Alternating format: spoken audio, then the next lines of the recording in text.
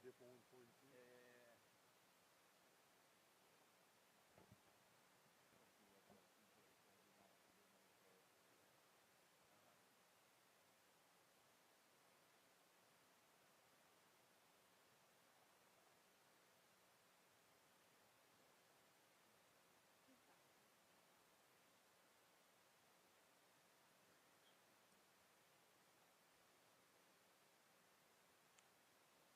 it possible to make me a panelist if you have the power? Thank you.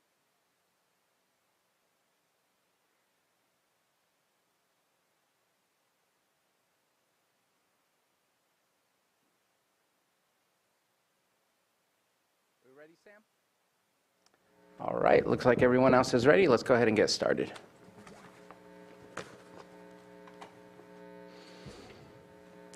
Good morning, everybody. Today is July 16th, 2024. This is the regular board meeting for the Lake County Board of Supervisors.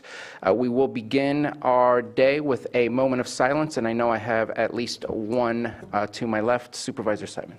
Yeah. I could start with the moment of silence today. Middletown Rancheria lost a tribal member yesterday morning, 6 a.m., Claudia Torres. She leaves behind her brother Franklin Velarde, Juanita Velarde, and kids Gabby Vasquez, Margo Torres, and Brenda and Christina Torres. So today I just want to give a moment of silence to the family as we mourn the loss. I have one as well. I'd like to dedicate this moment of silence to Jose Fernandez Jr., widely known as Junior Fernandez of Upper Lake. Junior was known in Upper Lake as not only one of the most disciplined, tough, gritty, tenacious young men. He was known for his wrestling. He earned the highest state championship of 5th place, the highest for Upper Lake. So really renowned at our school, my alumni school, for wrestling. Junior was also a running back for the Upper Lake Cougars, and as tough as he was on the mat, he was hard to tackle on the field. And he played varsity football with my son. When my mom would go watch him with me, she often referred to him as tough and as a running back that reminded her so much of Roger Craig. He was a really good running back as well. I didn't have the privilege to coach him in baseball because he was always so far in state wrestling that I couldn't ever get a chance to coach him. And you know, he was a coachable kid, just disciplined, had a really big support system, not only with his family, his mother and parents, aunts, uncles, grandparents, but just the whole community of Upper Lake loved this young man. He went off to attend Cal Poly, San Luis Obispo, and competed in D1 wrestling as well for a few years upon coming home and working with his family and with his father in particular. But then he also started a family of his own, and we want to offer our deepest condolences to his wife, 3 lovely children, his parents, Joe and Jamie Fernandez, and his whole supportive family, his blood family, but also Upper Lake is really devastated by this loss. And I just would like to say that, as tough, gritty, tenacious, and just disciplined as he was, we always say that the young ones go too soon, and there's never an upside ever to losing anybody. But I think the closest thing to that is that now, there's an angel out there watching over his family, and for the community of Upper Lake and everybody in general, that's tough, gritty, tenacious, and just a good spirit and a good soul. So I want to offer that moment of silence to this young man and his family. And I want to just add something real quick. I don't want to take away from the personal tributes that have been given already today, but in light of things that have occurred in the past week, I just want to say, reach out, love your neighbor, love your community. The people that you haven't met yet may be the people that might change your lives in the best ways possible. So please find ways to gain in civil discourse and learn from one another. There's so much out there, and I think sometimes we limit ourselves. So please find ways to do better.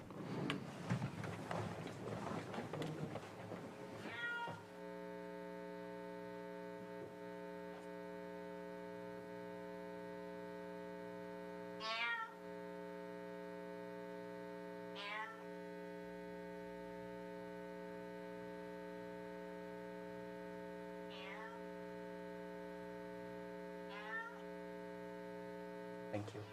Supervisor Green, would you please lead us in the pledge? I pledge allegiance to the flag of the United States of America and to the republic for which it stands, one nation, under God, indivisible, with liberty and justice for all. Thank you all. We're going to move to item number 4, consideration of extra items not appearing on the posted agenda. Are there any extra items to be added? There are not, Chair. All right, and anything from board members? Seeing none, let's go ahead and move on to item 5, our approval of the consent agenda. Are there any items to be pulled from the consent agenda by board members?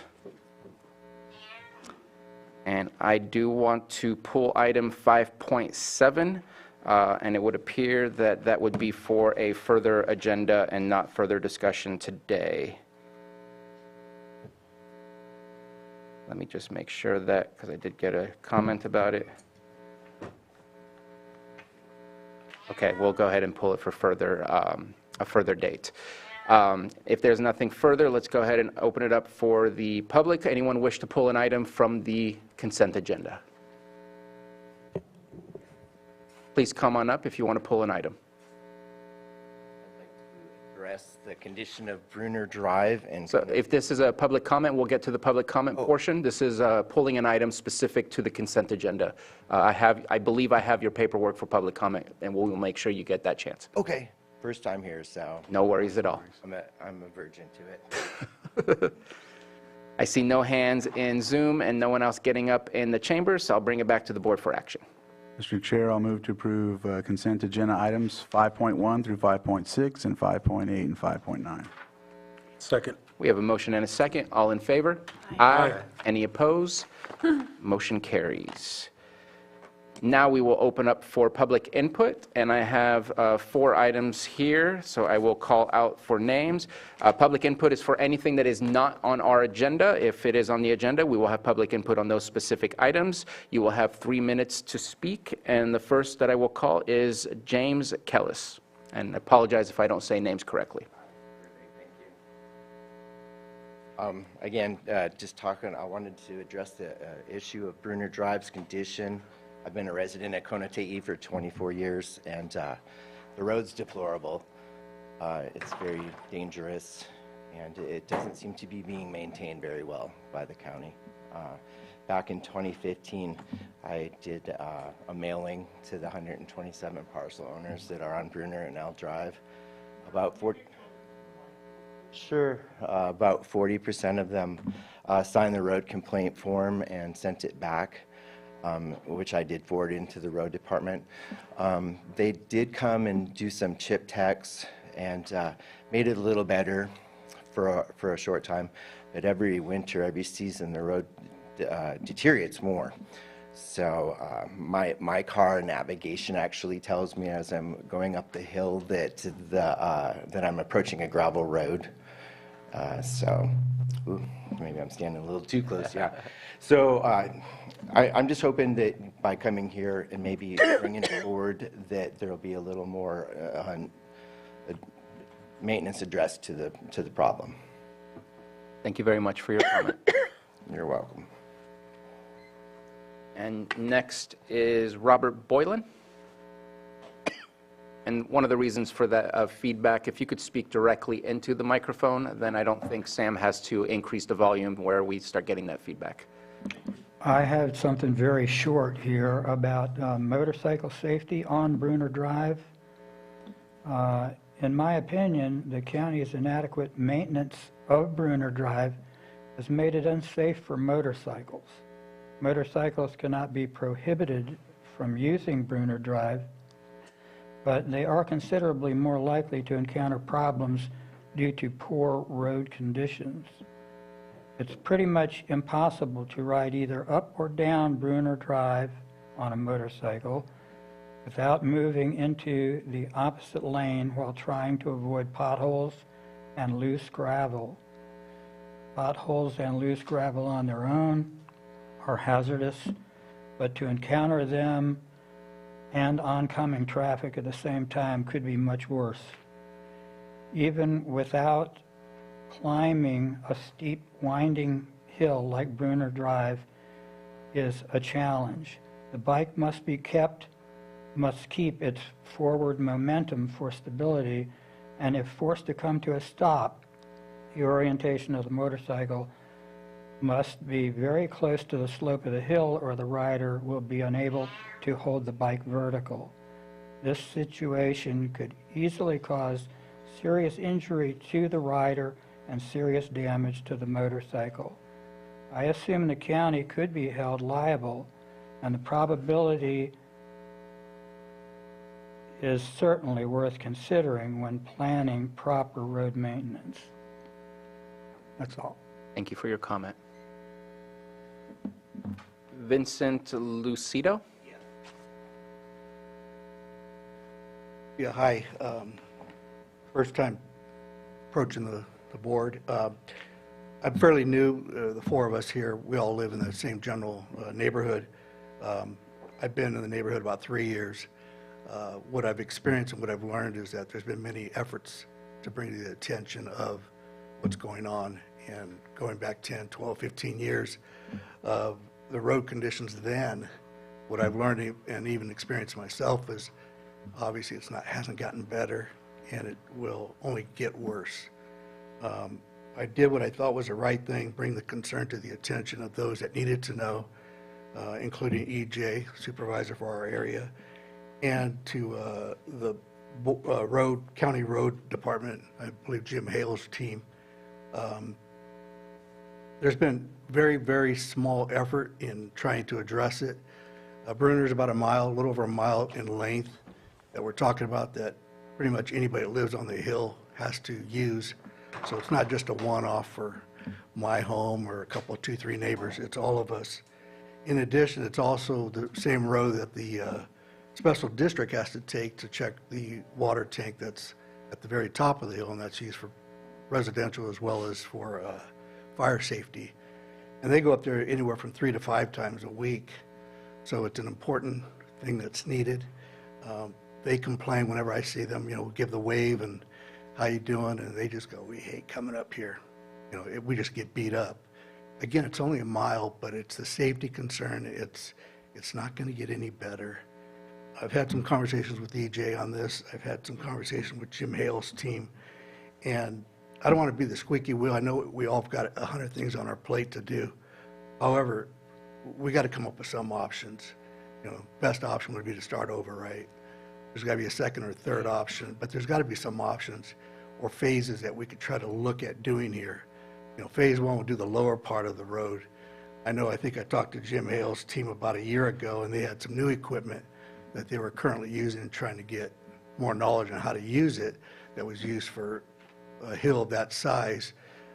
Again, my 2 points I would like to make is I've tried to bring a safety concern to the attention of those that need to know, and then I have a complaint that we're not getting follow-ups that are timely, or we're not getting follow-ups with an action item, or letting us know, hey, this is what we can do. It might be 3 years down the road, just something to communicate back and forth. And it just leaves you hanging. I made a sarcastic remark once to the road maintenance team. I said, you're just probably waiting for me to move. And then maybe the next person that comes in my home will start the complaints over. So I'm the newest guy. As I've learned and talked to the other neighbors, they've all said the same thing. We've done it, we've been there, go for it, but nothing's going to happen. That's the attitude. So thank you. Thank you very much for your comments. And then the last one I have is Jeff Smith. Can I hand these out to you, some pictures? Please.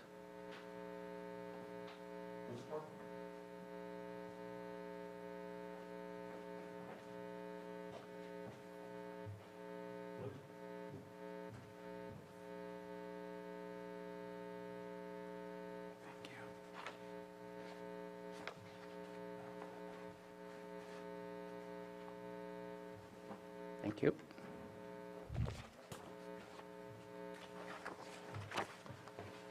I'm familiar with how things work here, a little more than most probably, and have always told people that the best way to get the attention of the whole board, and the only way you can talk to the whole board at one time, is go to citizens input. We've been going to do this for 3 years, and we finally got together and decided to come today.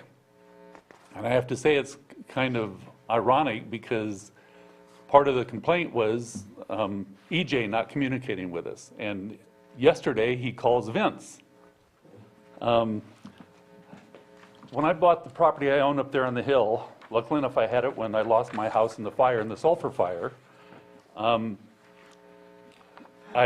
first thing I did is I went to Scott DeLeon and said, Scott, is this a county maintained road? Everything that I have read so far says it is. Scott wasn't even sure if it was. Once he looked it up, he said, yes, it is a county maintained road. I said, well, good. That kind of helps me make the decision whether I want to buy on the hill up there. I didn't want it to be something that, we were going to be responsible for.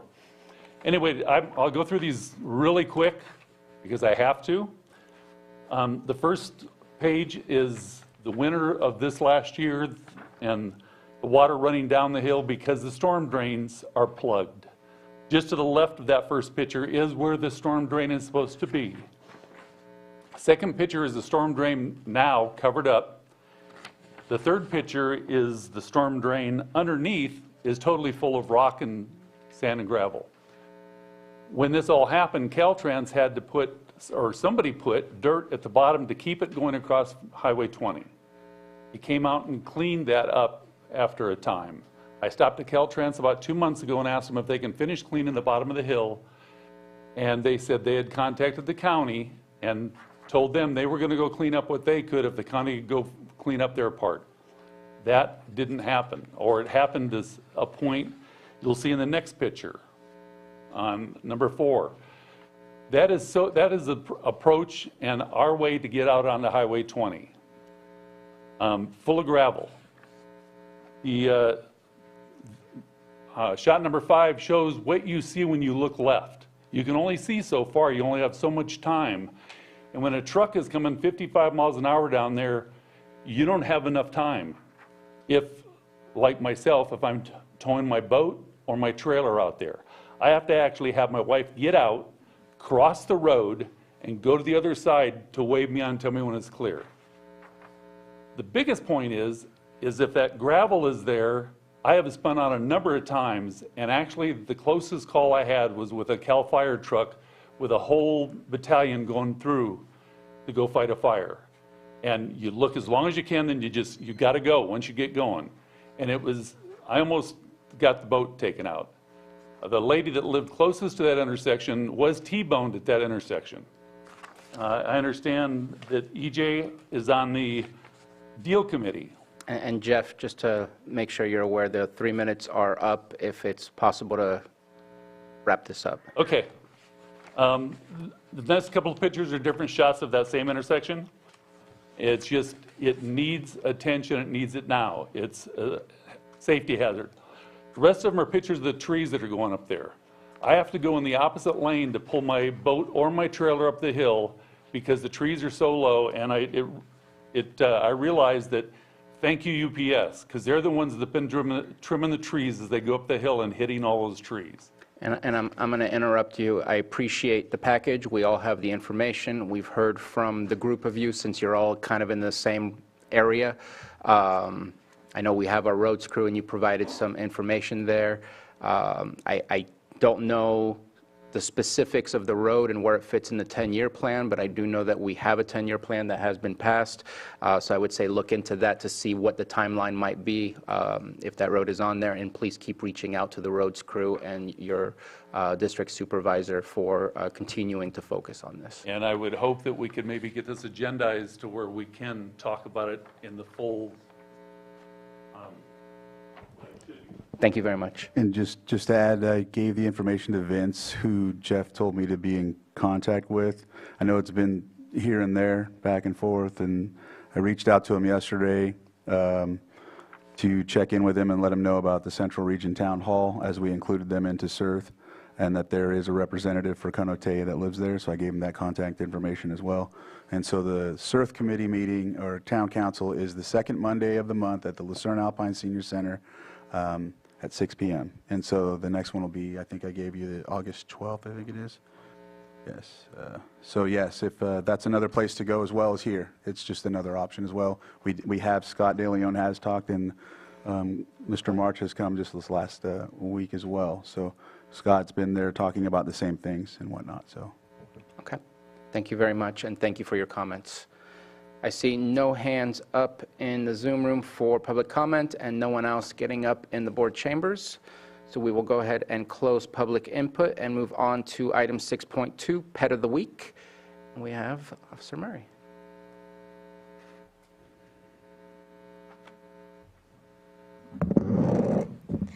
Hello, my name is Officer Serena Copus with Lake County Animal Care Control. Today I have brought Sake, a 2-year-old Seal Point Siamese. She came to us with multiple other animals, and she was one of the friendliest. We do have a couple more that are just as friendly. She's very lovable, as you can tell. She's been purring this whole time. She just wants nothing but attention. She's very, very sweet, very, very loving.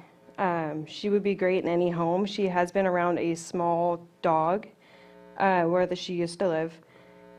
But other than that, she'd be great in any home, and she is ready for adoption. She is fixed and ready to go. She just wants all the attention she can get from anybody. If you'd like to see her or any of our other adoptable pets, we are located behind the county jail at 4949 Hellbrush Drive, and our phone number is 707-263-0278. Does anybody want to pet her? She just wants to jump out and run over everybody. Thank you so much, Officer Copa. Sorry for misnaming you. I should put on my glasses before I call on you. It's okay. Best of luck. We're going to move on to our 9:04 a.m. item, new and noteworthy at the library, and I believe we have our librarian, Christopher Veach, online with us.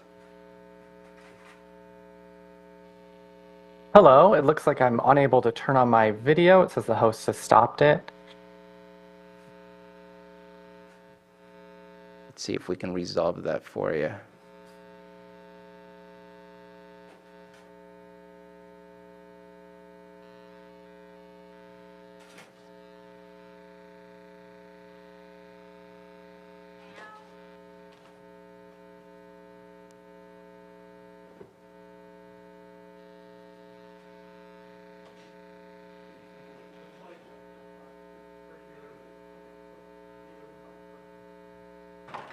So it appears that there's a bit of a technical difficulty. If it's possible to keep going with today's presentation? Sure, I can do that. So I'm Christopher Veach. Thank you for giving me just a few minutes to talk about what's new and noteworthy at the library. This month, I wanted to highlight a book that's been in high demand at the library, James by Percival Everett.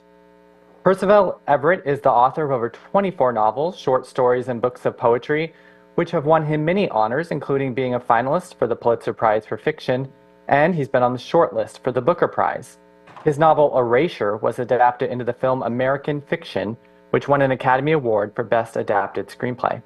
His most recent novel is James, a retelling of the American classic Huckleberry Finn from the perspective of Huck's enslaved friend Jim.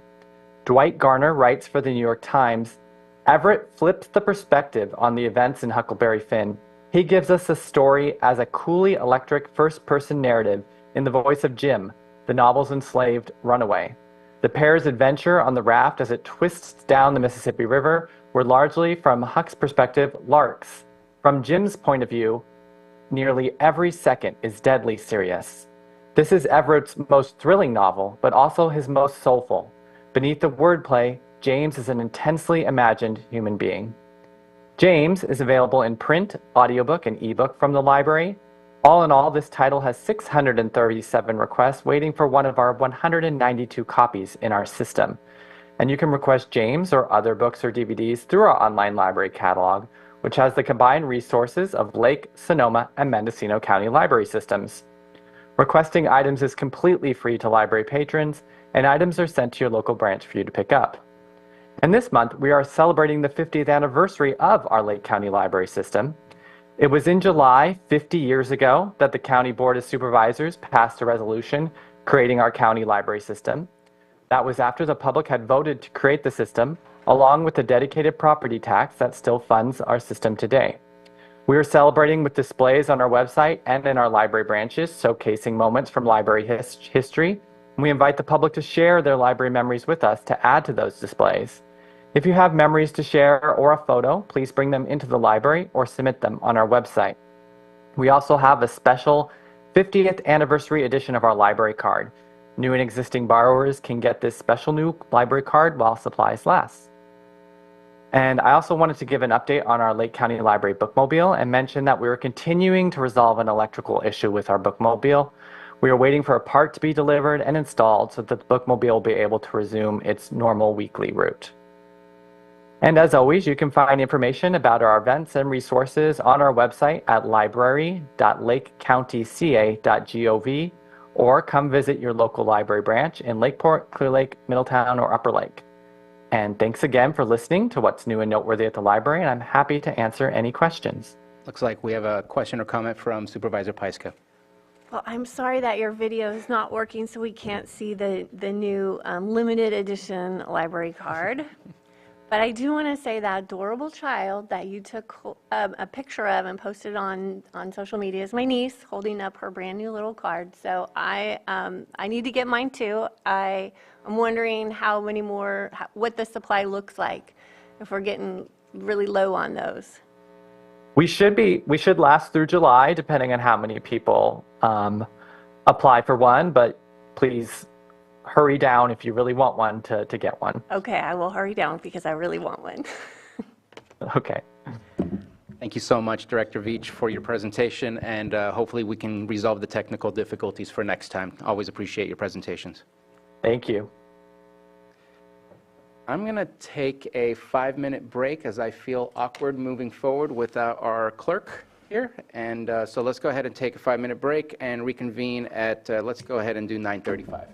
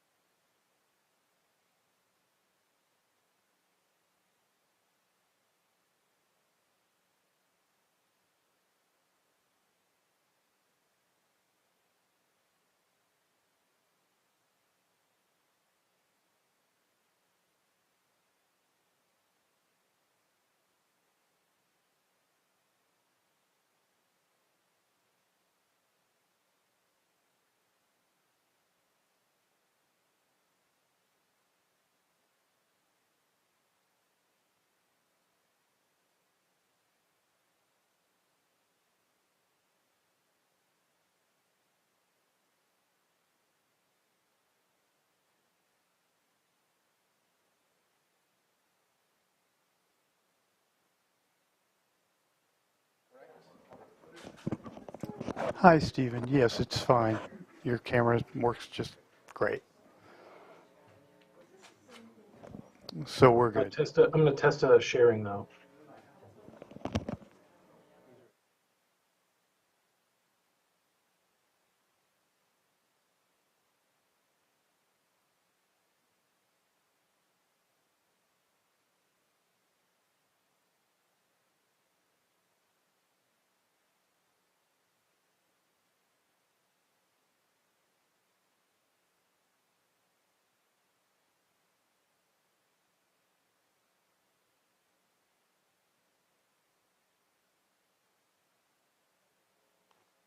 Did the graph come up? Whoops. Yes, it was working. Okay. Yeah.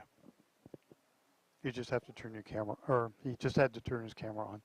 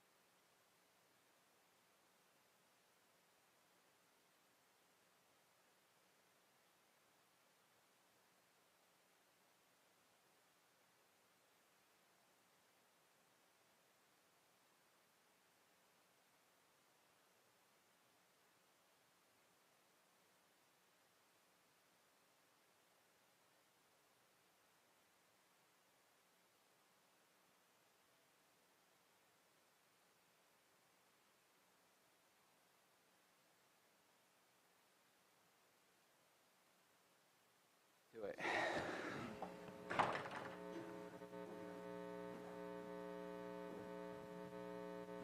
All right, thank you for your patience. We're going to continue with item 6.4, a 9:20 a.m. item, public hearing, consideration, discussion of naming a certain existing unnamed road, Gliderport Road in Middletown, and we have Vance. Oh, good morning, Supervisors. The applicant last week asked to have this item removed to a date uncertain. The way he wanted to rename the road didn't comply with our road naming area plan, I guess is what you would call it, so he asked for it to be removed from the agenda. Okay, I appreciate that. I know that we did did we do a resolution with intent, and we're going to have to start all over again? Yes, I believe so, yes, to a date uncertain. It's for the golf course out there in Middletown, which is now they're trying to get access off of Highway 29. So I think what they're going to do is if they do get access off 29, they're going to name it from Grange all the way to 29. But until they obtain that access, we don't feel comfortable naming a road off of 29 right now. Okay, then we shall see how that progresses and moves forward. Any comments regarding the continuation to a date uncertain? Supervisor Simon? Now, obviously, this is in my district, but it sounds like there's some more discussion needs to happen before it comes back, so I support that. Okay. And Supervisor Green?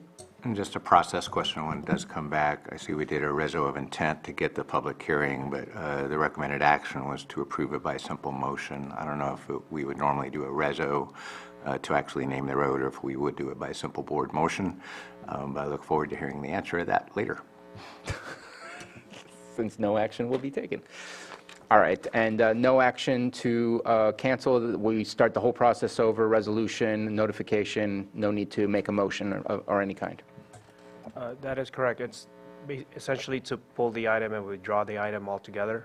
That is correct. Yeah, not to continue it to a date and time certain. So, and to the extent that a hearing would be scheduled, again, there would have to be another resolution of intent because that resolution would have the date and the time for the public hearing. Correct.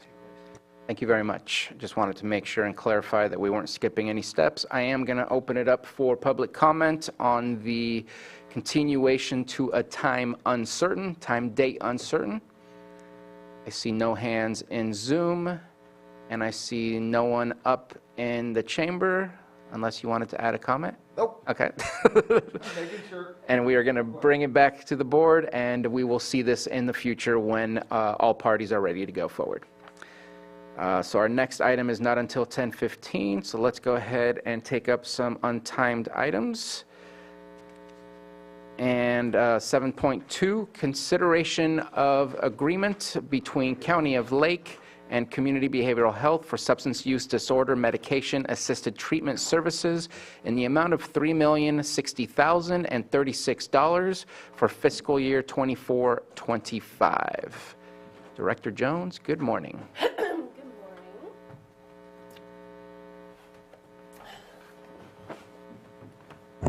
Thank you, Mr. Chair, Board.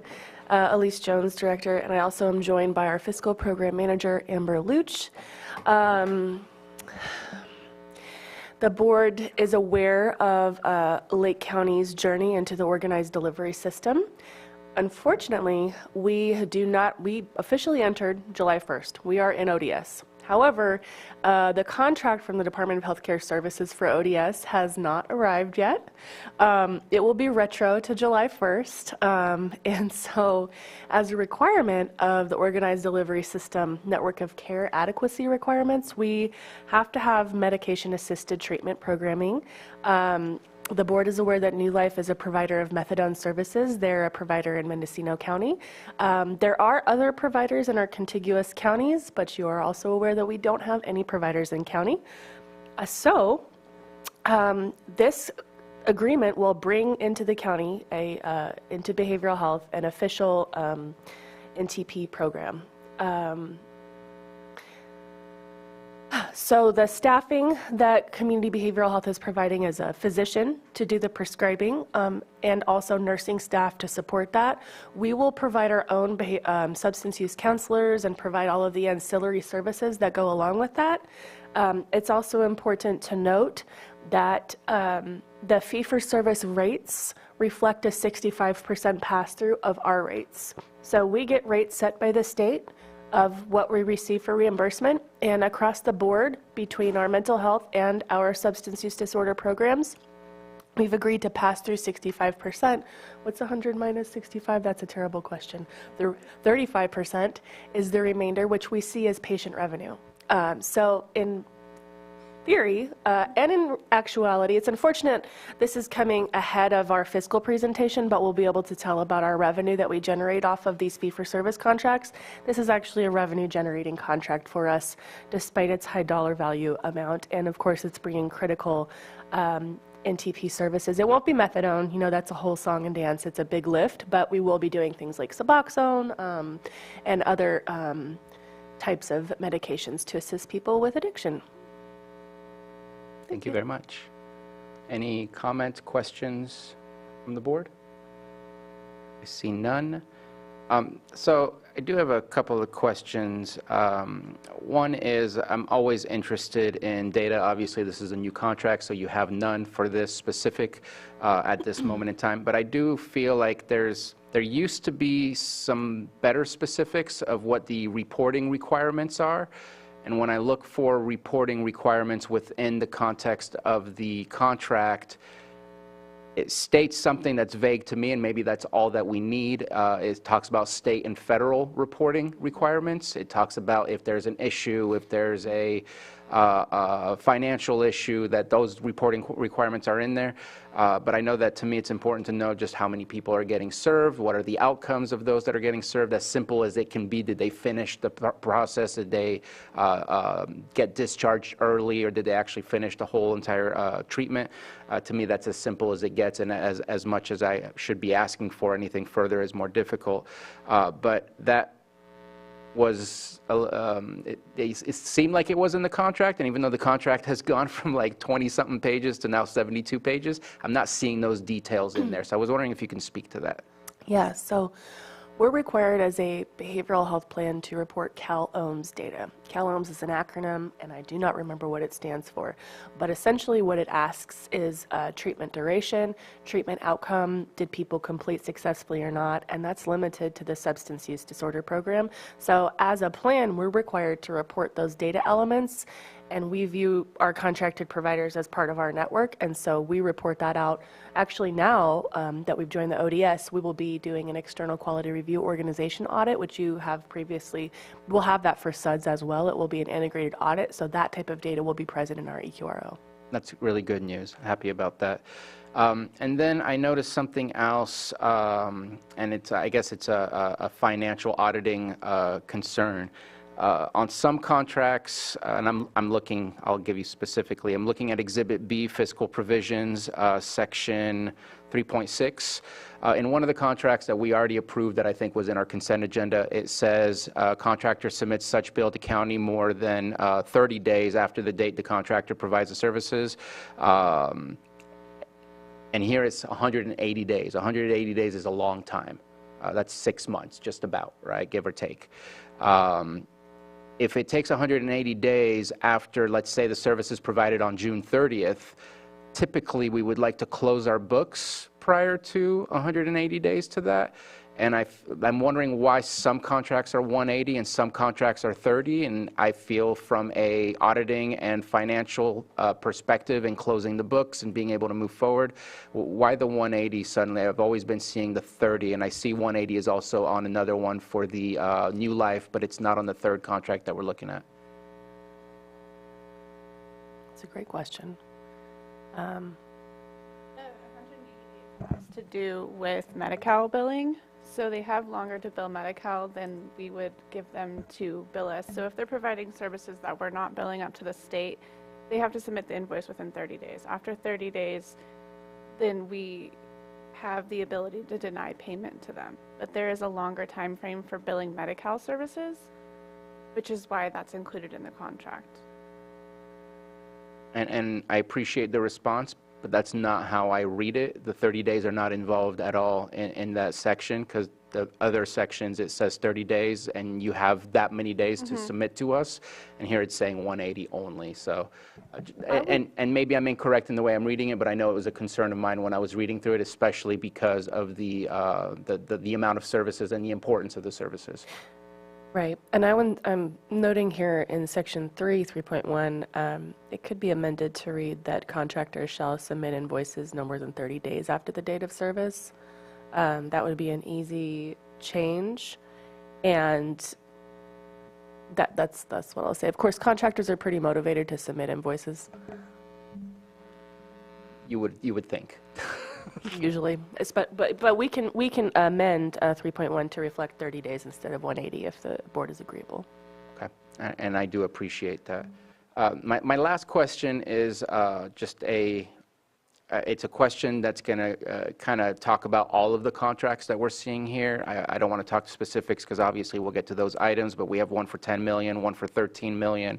Granted, part of that I think was in the previous year, and here one for 3 million. I know that we signed something with the state of California that we will not exceed reimbursements of up to $33 million, and I feel like we're getting very, very close very, very quickly. I'm wondering if that's something that you can speak on as far as, does that, not all of that fit within that maximum amount of reimbursements that we can submit to the state, or are we going to need to review that $33 million in the near future because of the additional things that we're doing? Thank you. I appreciate your tracking that. So we did run into that issue. Actually, New Life prompted that. And we are presently awaiting our state contract for ODS. And so it's our expectation that that contract, actually, they're going to be there won't be contract maxes on state agreements here quite soon. Not to completely derail us, but actually we're the last phase of CalAIM, and if you conceive or conceptualize CalAIM as a constellation of interrelated initiatives, one of the last phases for behavioral health plans is to have an integrated contract for mental health and substance use disorder services. Actually, at the federal level, they're the same. It's the state of California chose to bifurcate that in their infinite wisdom. So moving back to the way it is from the feds, we're going to integrate that, and those contracts won't have a maximum. Because the understanding is that Medicaid is essentially a limitless funding supply from the feds, and so there's no need to artificially cap it. So all that said, I think that our contract maximum from July 1st for ODS for these services should be plenty enough to capture what we need to capture. Appreciate the response. Those were my questions for today, so thank you very much. Supervisor Green? I do have a couple questions. I'm looking at the proposed contract at the top of page 18, and then lower down on page 18. So the contractor is in Reading, if I understand it right, but the services are going to be provided at contractor's facility at 6302 13th Avenue, Lucerne, which is BH. So that's half of my question. The other half is at the very tippy top of page 18 is the last paragraph related to the lower part of page 17, saying licensed or certified SUD recovery or treatment facilities can adopt tobacco-free campus policies. So I guess my question on that is BH a licensed or certified SUD recovery or treatment facility, and has it already adopted tobacco-free campus policies? Okay. And as for that, thank you, Supervisor, for lifting up item 5.1. I would recommend to amend replacing the word contractor with county's facility, because it is our facility. They'll be providing services in-house for us. All right. Well, turning to the bottom of page 17, I'm certainly supportive of both the county's and the state's efforts to provide tobacco education and encourage people not to smoke on top of other substance use disorders. That said, people in recovery have a spectrum of conduct, and is not necessarily always conducive to tell people in recovery they can't use state legal products when they're there for very serious health issues. And that's not to say tobacco is not a serious health issue, but it may not be the most serious one presenting at the time they are seeking services. So I just appreciate the fact that I'm well behind the 8 ball on this, and that there are going to be tobacco-free campuses everywhere. But as long as you're dealing people who use tobacco, I would hope either the contractor or BH, as the holder of this contract, will have some sensitivity and latitude to those people who use tobacco. Thank you. I feel like that section is more about a mental health disorder of, because it speaks specifically to tobacco use disorder.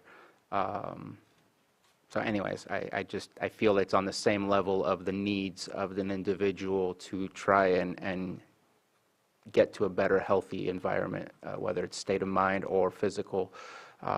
So I support that area of the contract. If there's nothing further from board members, I do want to ask again, what was the amendment for the facility area on page 18 that you offered? I just want to kind of make sure that that's understood, because right now it details the 13th Avenue address for the facility. Yes, thank you, Mr. Chair. So item 5.1 of Exhibit B should be amended to read, "These services shall be provided at county's facility." Oh, gotcha, instead of contractor's facility. Okay. Well, but quick follow-up, if it's all telehealth, they're not going to be provided at the It's not contractors. telehealth. No telehealth. Doctors coming up here for these services? That's correct. Thank you. All right. Let's go ahead and open it up for public comment. I see no hands in Zoom and no one rushing to the microphone in the board chambers. So let's go ahead and bring it back to the board. I believe we had, just to reread them, 2 amendments. One to say county facility rather than contractor facility at 5.1. And that is Exhibit A, I believe that is. Exhibit B. Was that Exhibit B already? Yes. Because I thought Exhibit B didn't start until like page 46. Oh, pardon me, sir, that is Exhibit So A. that's Exhibit A 5.1, and then 3.1, I believe it was, of Exhibit B. Let me just make sure of that. 3.1, contractors' invoices shall be submitted in arrears no more than 30 days after the date of service. And 3.6, county shall not be obligated to pay contractor for services provided which are the subject of any bill if contractor submits such bill to county more than 30 days after the date. And so 3.1, 3.6, and Exhibit B have been changed to 30, and 5.1 changed to county facilities. Bringing it back to the board for action. And thank you for the conversation. Mr. Chair, I move to approve agreement between County of Lake and Community Behavioral Health for substance use disorder medication-assisted treatment services in the amount of about $3,060,036.00 for fiscal year 24-25 as amended, and authorize the chair to sign. Second. We have a motion and a second. All in favor? Aye. Any opposed? Motion carries. 7.3, consideration of the agreement between County of Lake and New Life Health Authority, DBA New Life LLC, for substance use disorder outpatient drug-free services, intensive outpatient treatment services, and narcotic treatment program services in the amount of $10 million for fiscal year 24-25. Director Jones. Thank you very much. I wanted to start with providing some data about our work with New Life to set things in context. So this is for fiscal year 22-23. New Life serves 78 unique Lake County patients. Of those 78, 7 had multiple treatment episodes. In 23-24, it jumped to 116 unique patients. Of those 116, 19 had multiple treatment episodes. So what that means is people leave and enter services, and that's fairly normal within the recovery, you know. So outcome data. We have currently 78 active Lake County clients at New Life. 23 patients are in their first 6 months of the program. 4 of those new patients have already made significant progress in stabilization and are earning take-home privileges. So that means that they don't have to go to the clinic every single day for their induction of methadone. They're able to be sent home with it, which is definitely a marker of treatment success. Of those, 55 of the 78 have been in treatment over 6 months, and 25 of those, 45%, have also earned take-home privileges, which is, again, an indice of success of the program. Of all of those, the 78, 20 have been treated and cured of hepatitis C, which I think is remarkable and really tells a story about the whole person care that New Life Clinic is providing. They did conduct a patient beneficiary satisfaction survey, if you will, in May of this year, and 94% of patients surveyed stated that their drug use or substance use issue has dramatically improved, and 89% of them shared that they would recommend the clinic and its treatment services to other people. So we have the beneficiary experience is positive, and then we also see some very positive health outcomes. As for the agreement itself, the board is likely aware from our past discussions that New Life Clinic is a subsidiary or is owned by Pinoleville Tribal Nation. And the board may also recall that in order to draw down federal reimbursement, it requires a local match of funds. And the tribe has graciously offered to continue to provide that local match of funds. So essentially, they send us an invoice with services that they've provided with a check to us that we deposit for that local match. We then submit up those services and get the whole thing back. We're really a pass-through, so this is a net zero, $0 coming out of our pocket. It is true that we have been reconciling previous invoices for an older iteration of this agreement that didn't contain that, and that's been moving forward very well. DHCS has been quite receptive, actually, to remediating those challenges and other billing issues as of late, which is a good thing. And so that's where we stand, is that New Life in this agreement does not get paid until we get paid. Thank you very much. Just a quick question on your data points, and I apologize if I just forgot the number that you gave, but the like on a yearly basis, for example, last year, number of clients that utilize the services and total cost of services. The total cost, do you happen to have that, Amber? Yeah, so there was 116 patients served in 23-24. So for 23-24, that's been billed successfully to the state is $8,740,076. Okay. Just kind of wanted to get an idea of what the cost is on a per client basis. The outcomes are fantastic. It does come with a cost, but we do want to see those changes in our community, and people need to have access to those services. So thank you very much. Supervisor Green. Yeah, thank you. I'm going to try not to beat the dead horse, but on page 13 of the same contract on tobacco use, 4.11 is headlined Assessment of Tobacco Use Disorder, and that follows the same basic blueprint as the lost contract. So you can offer some tobacco use disorder services if they are actually diagnosed. But then the last bullet item says, on top of that, whether there's tobacco use disorder or not, you can have a smoke-free campus. So I just want to observe that those are two distinct principles, and that having a smoke-free campus is not necessarily on topic with the assessment of tobacco use disorder. And my question is, now that you're doing diagnostics for that, how much of this contract is going to go to treatment of tobacco use disorder versus treatment of other serious drugs that may be abused? Opioids, stimulants, what have you. Yeah. So obviously this contract is for services to treat opioid use disorder. And in treating the whole person, often it looks like maybe even nicotine patches, like there's many alternatives to treat, smoking, tobacco addiction. There's also medications that can be prescribed that curb the cravings for those. And so it would be my assumption that those would be treated as the whole person. As to the prevalence or amount of this contract that's specifically treating tobacco use, I wouldn't be able to provide that. But again, this contract is definitely focused on providing treatment for opioid use disorder, and primarily for providing individuals methadone.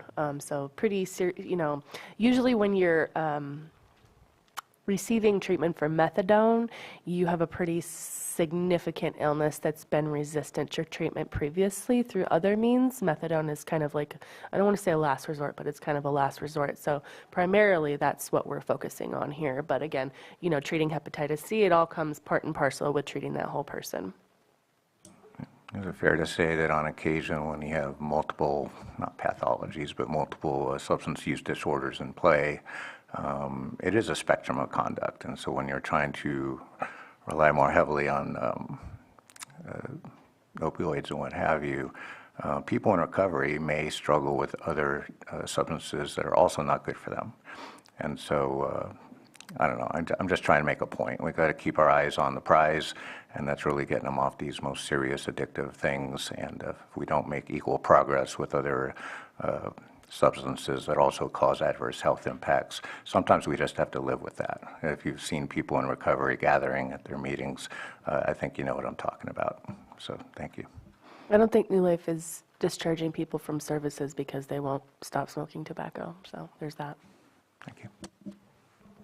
And I will add to that that if you have a sober living environment where it's not the main thing to go after alcohol, but you don't make it an alcohol-free campus, it makes absolutely no sense when you're trying to treat somebody into sobriety who has alcohol use disorder and still allowing alcohol on the campus. I think that we have to think about the greater good of what the facility is for, and that bringing in those substances that others are struggling with and trying to find better ways and better life, creating a situation where somebody's smoking right next to you as you're trying to figure out how to quit or reduce your intake is just a very difficult task. This is a health facility, not a lounge. So I just will argue against that again.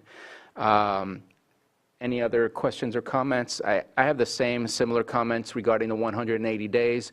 I will say I absolutely appreciate the fact that New Life is patient with us, especially over the last 2 years since we've started these contracts. We don't pay them until we get paid, and there's been, from our conversations that you and I have had, millions of dollars that they've been patiently waiting to get reimbursed. So I don't mean it as a negative to say it needs to be 30 days, but it's again more of an auditing situation where if we allow the 180 days and it's in January or late December that we receive bills for 23-20 or for 24-25 when we're supposed to close the year, typically September, October, that having 180 days makes no sense. And so if we could change that as well to the 30 days that they submit the bills to us so that we can move forward with processing those through the reimbursement process. It still says in there that they don't get paid until we get paid. But just kind of curious if this is a similar potential from your end, because I know each contract is slightly different. This is a very unique contract. Is there a reason why we wouldn't require them to submit invoices within 30 days? No. So I would be agreeable in Exhibit B. Yes. To amend 3.1 to state that the invoices shall be submitted in arrears no more than 30 days after the date of service. Okay. And is that statement also leading to not changing 3.6 in the sense that, again, really appreciate their patience if we say that if it's past the 30 days that we do not want to process that? No, I would recommend that we leave 3.6 as it is. Okay. And I'm okay with that. Like I said, I understand their patience that they have with us and their leniency, but 3.1 makes sense to me to change that. Thank you. Okay. Thank you very much. Anything further from anyone on the board? Let's open it up for any questions or comments from the public. I see nothing in the Zoom room and nothing in the board chambers, so let's go ahead and come back, and if we can amend 3.1 to 30 days.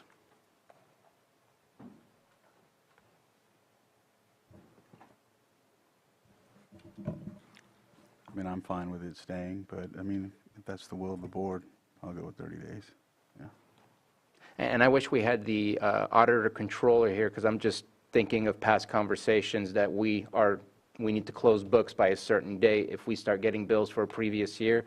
I know like 3 years ago, and behavioral health was the specific department that we had to deal with, where we had to kind of move around some money because of how late some of the payments and some of the bills that we received were. And so I'm trying not to get us into that situation by allowing for that 180 days. And if you're fine with it, I'm fine. Yeah. With the 3.1 is fine. That situation was a little different than this. That was not that. that was invoices not being submitted on our part. That was our bad, so I'm just going to own that. So this is, I think 3.1, just 30 days is fine, and we've never had an issue with them. Most people are really eager to get paid, right? Okay, I'm fine with that amendment then. Okay. So I'll move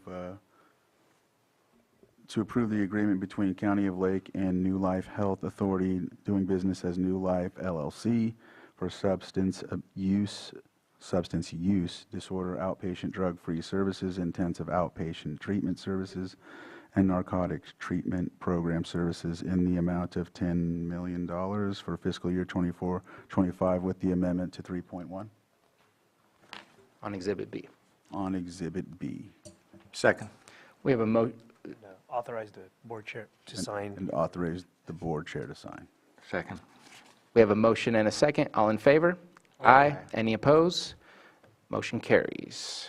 And we're going to move on to item 7.4, consideration of amendment number 3 to the agreement between the County of Lake and Community Behavioral Health for specialty mental health services in the amount of $13 million for fiscal years 23-26. Director Jones. Thank you, Mr. Chair. This one is easy today. I'm asking to pull this and bring it back next week as we've identified some errors that need to be corrected. Well, that does make it easy. Thank you very much. Any comments from board members on moving this item forward? I'm going to open it up for the public. Again, not on the item itself, but on moving it forward and having it come back. I see nothing from the chamber and nothing from the Zoom room, so no action is needed on this one. And so that concludes our behavioral health stuff until our timed items. Thank you. Thank you. And I do not... Look at that. We are on item 7.5. Erratum, consideration of appointments to local area plan advisory committees, Cobb Mountain, Kelseyville, Lakeport, Lower Lake, Middletown, Rivieras, Shoreline Communities, Upper Lake, Nice. And we have received a number of applications, and for each individual area plan, and we have Director Turner to present it. Good morning. Good morning.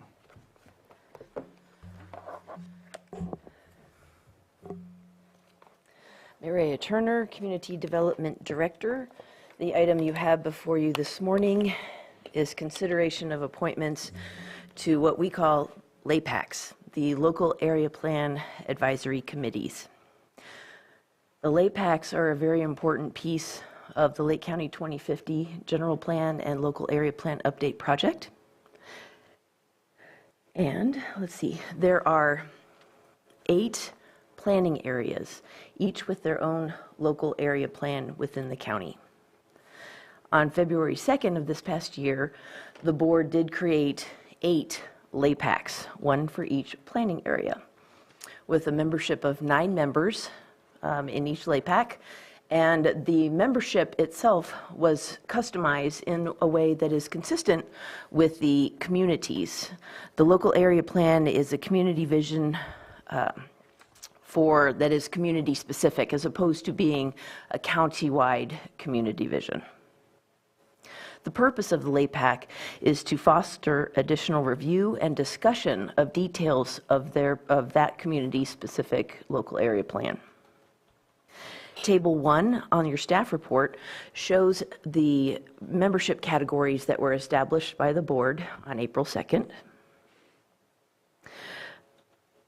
Wanted to extend thanks and appreciation to members of the board as well as the members of our General Plan Advisory Committee for the active recruitment and outreach that you've done over the last couple months to sort of talk to people about what a LAPAC is and to encourage public participation.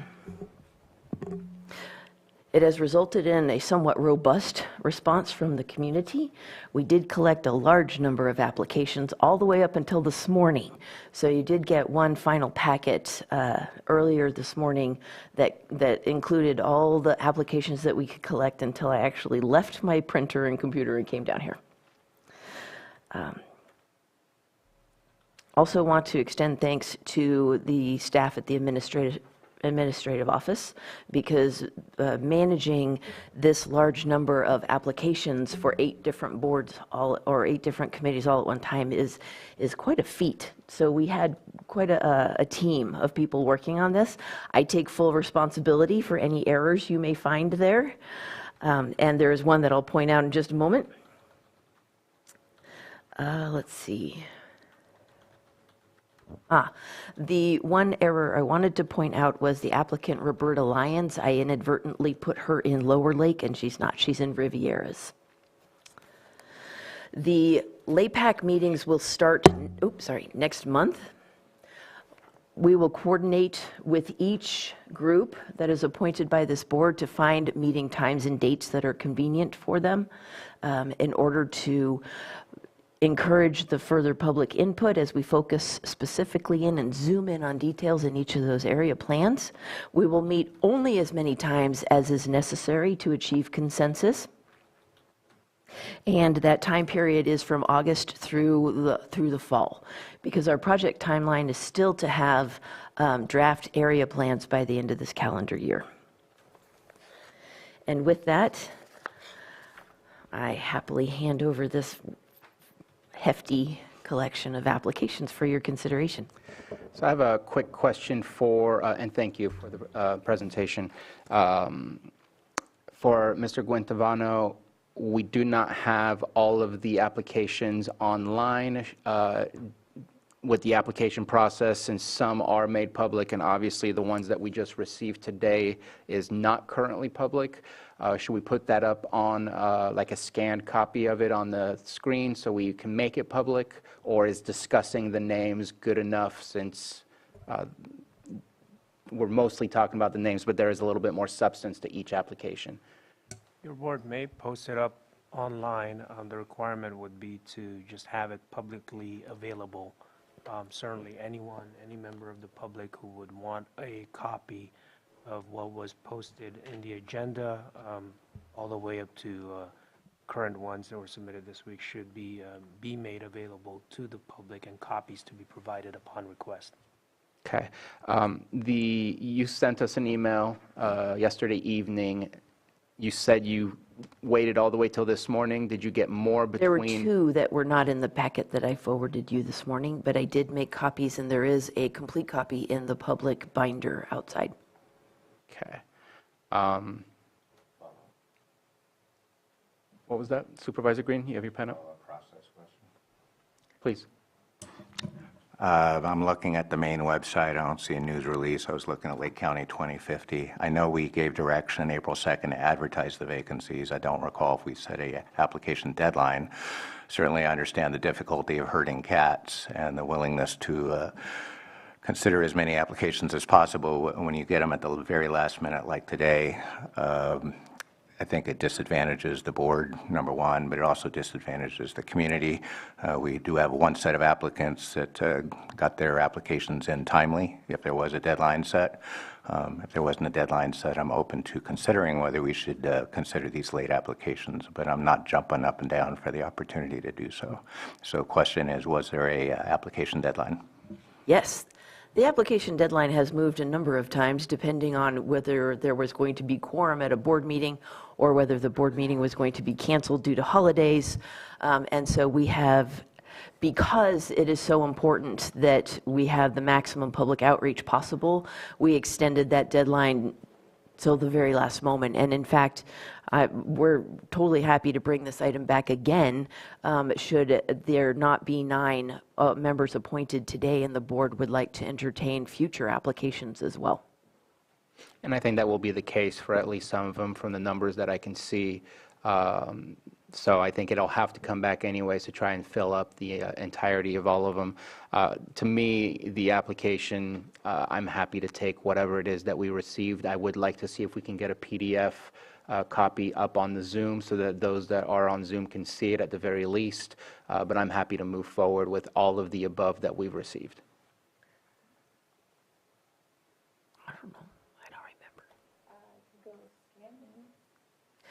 I would like to make note then that I did mess up on this packet. There is one that is not redacted. If you wouldn't mind using a Sharpie before you scan it, that would be awesome. I'm going to ask the board, is there consensus to get this up on Zoom so we can have the public see who the applicants are, just like the rest of the applicants that are already on the attachments on the agenda, or is there not an interest to do so?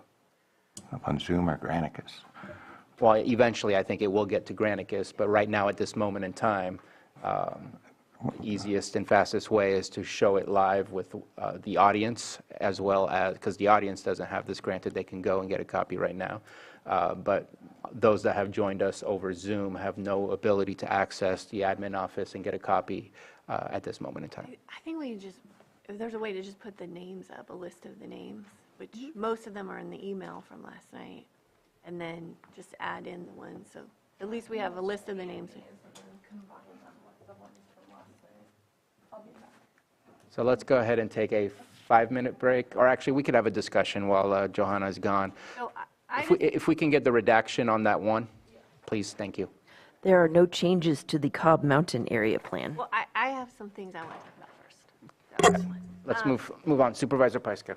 Yeah, so a couple, first of all, I've been working really closely with Director Turner on this timeline that keeps getting moved out to make sure that I have a lot of applicants. It's really important to me to have a diverse pool of applicants representing a lot of different sectors of the community, so that took a lot of effort.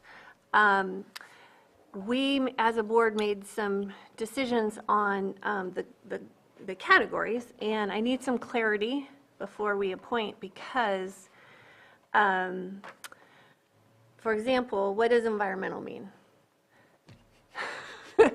That is kind of vague. I did have an applicant who put it on their application, and I would consider that person a business owner rather than filling the environmental role.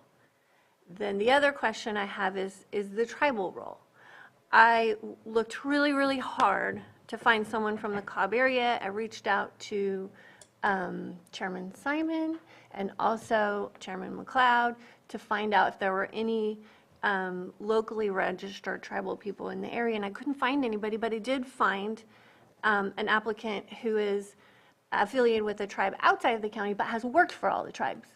And then I have another applicant in Kelseyville, kind of the same thing. She works for one of the local tribes, but she's affiliated outside of the county. And so I think that we need to agree on some guidance on what that definition means. Both of those roles.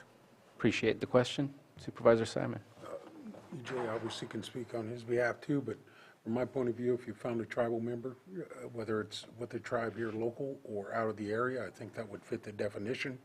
Just as we do in our Lake County Tribal Health, we do serve natives that are out of the community. As long as they're, as long as they're a tribal person, then I'm okay with that. So you've been able to find that in your area, and I know there are a couple from neighboring tribes in different counties that do live in your district. So that's my opinion of it.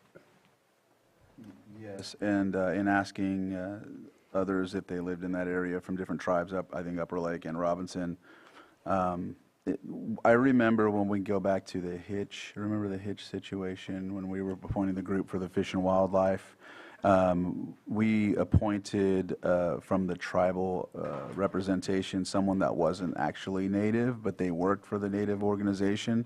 So I also know that we've done that before if you can't find someone that's filling, and of course if the tribe accepts it or the local tribes accept it. So that's another thing to consider.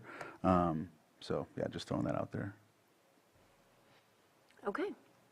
Well, Similarly for environmental, this is completely up to the board since these are created by you. These aren't by statute or anything. So I was looking for applications then that justified through experience or background of familiarity with environmental issues, so they could speak to those during the meetings.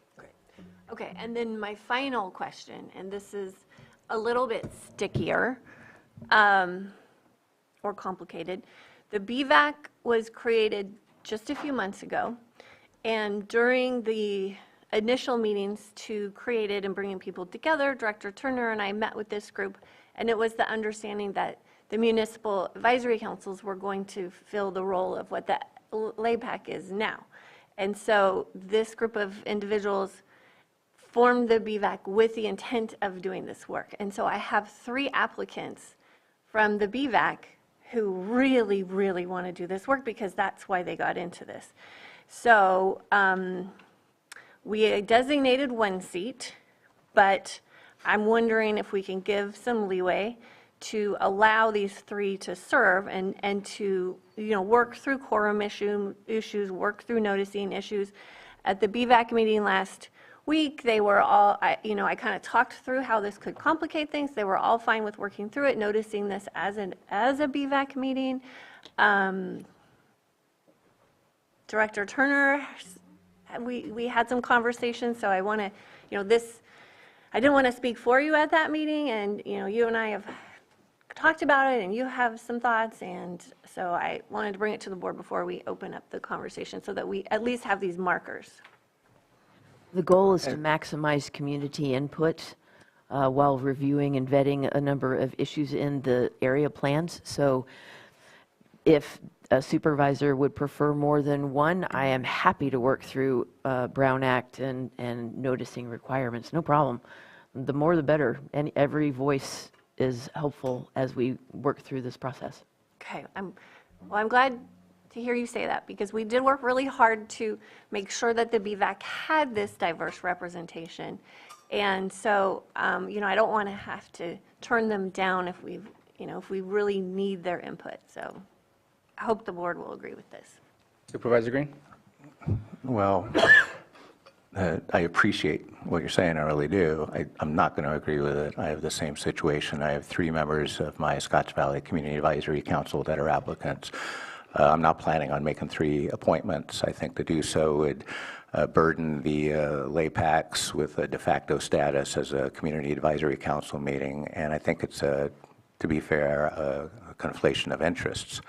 I also appreciate, actually, I do want to say I do appreciate that you went through quite a process to understand the categories and do community outreach and try to get a robust set of applicants for what's before us today. But,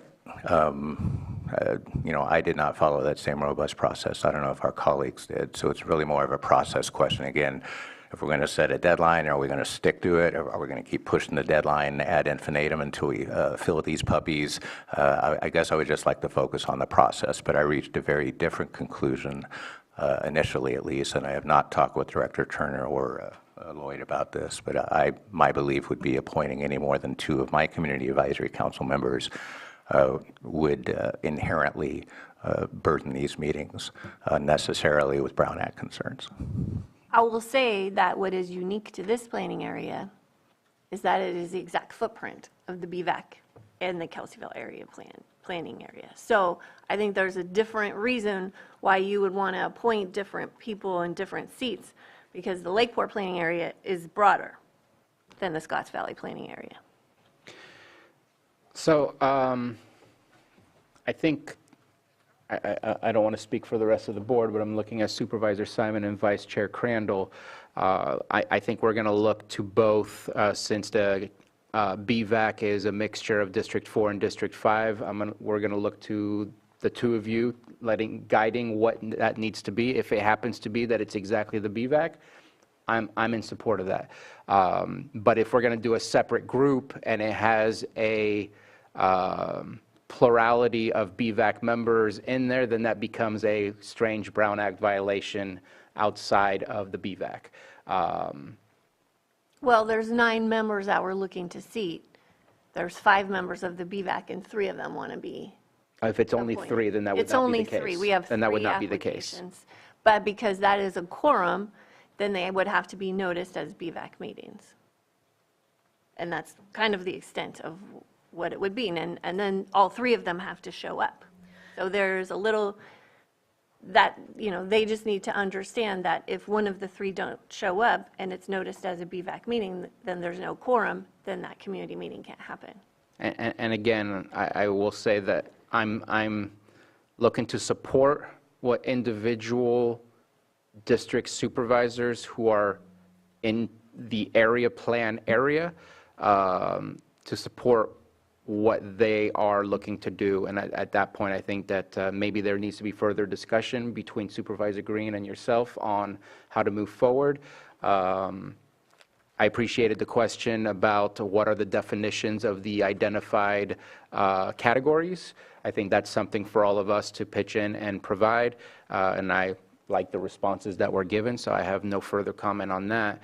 But as far as the individual Kelseyville area plans, not sure if you want to finish that conversation here between the both of you, or if you want to bring it back after further discussion. Kind of looking at Supervisor Simon and Vice Chair Crandall, if that's the same thought process as well, that I'd like I'm to hear not from looking to County tell Council. Supervisor Simon what to do in the Middletown area plan. I would agree with that sentiment. Whatever you guys need to work out, Jessica, trying to figure out how we're going to move forward. I know we were trying to attempt to do these where there weren't Brown Act compliant opportunities there. We could make sure that we have as much community feedback as possible, so, or input. Yeah. I am bringing the wishes of the BVAC, and Supervisor Green has not attended these meetings. I've been there last week. This is what they feel very strongly about. So I'm bringing their wishes here today. I'm happy to work with County Council as we go through the process to make sure there are no conflicts with Brown Act. Oh, I appreciate that. I would like to hear from County Council today before this board acts, because I don't know for any fact that this can be resolved. You know, through wishful thinking or whatever the full desire of BVAC is, I still have a Brown Act.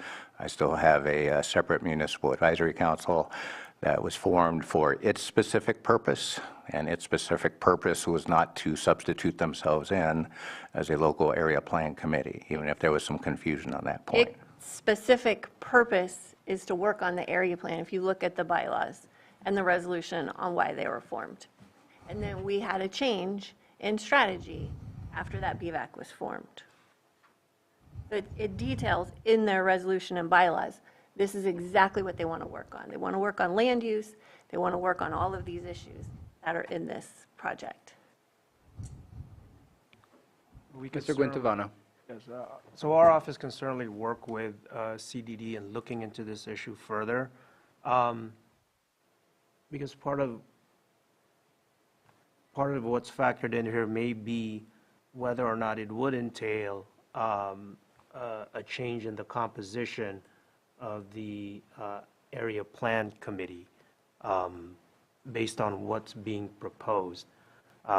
And there may be potential Brown Act issues if we're talking about a certain number from another committee being present at any meeting,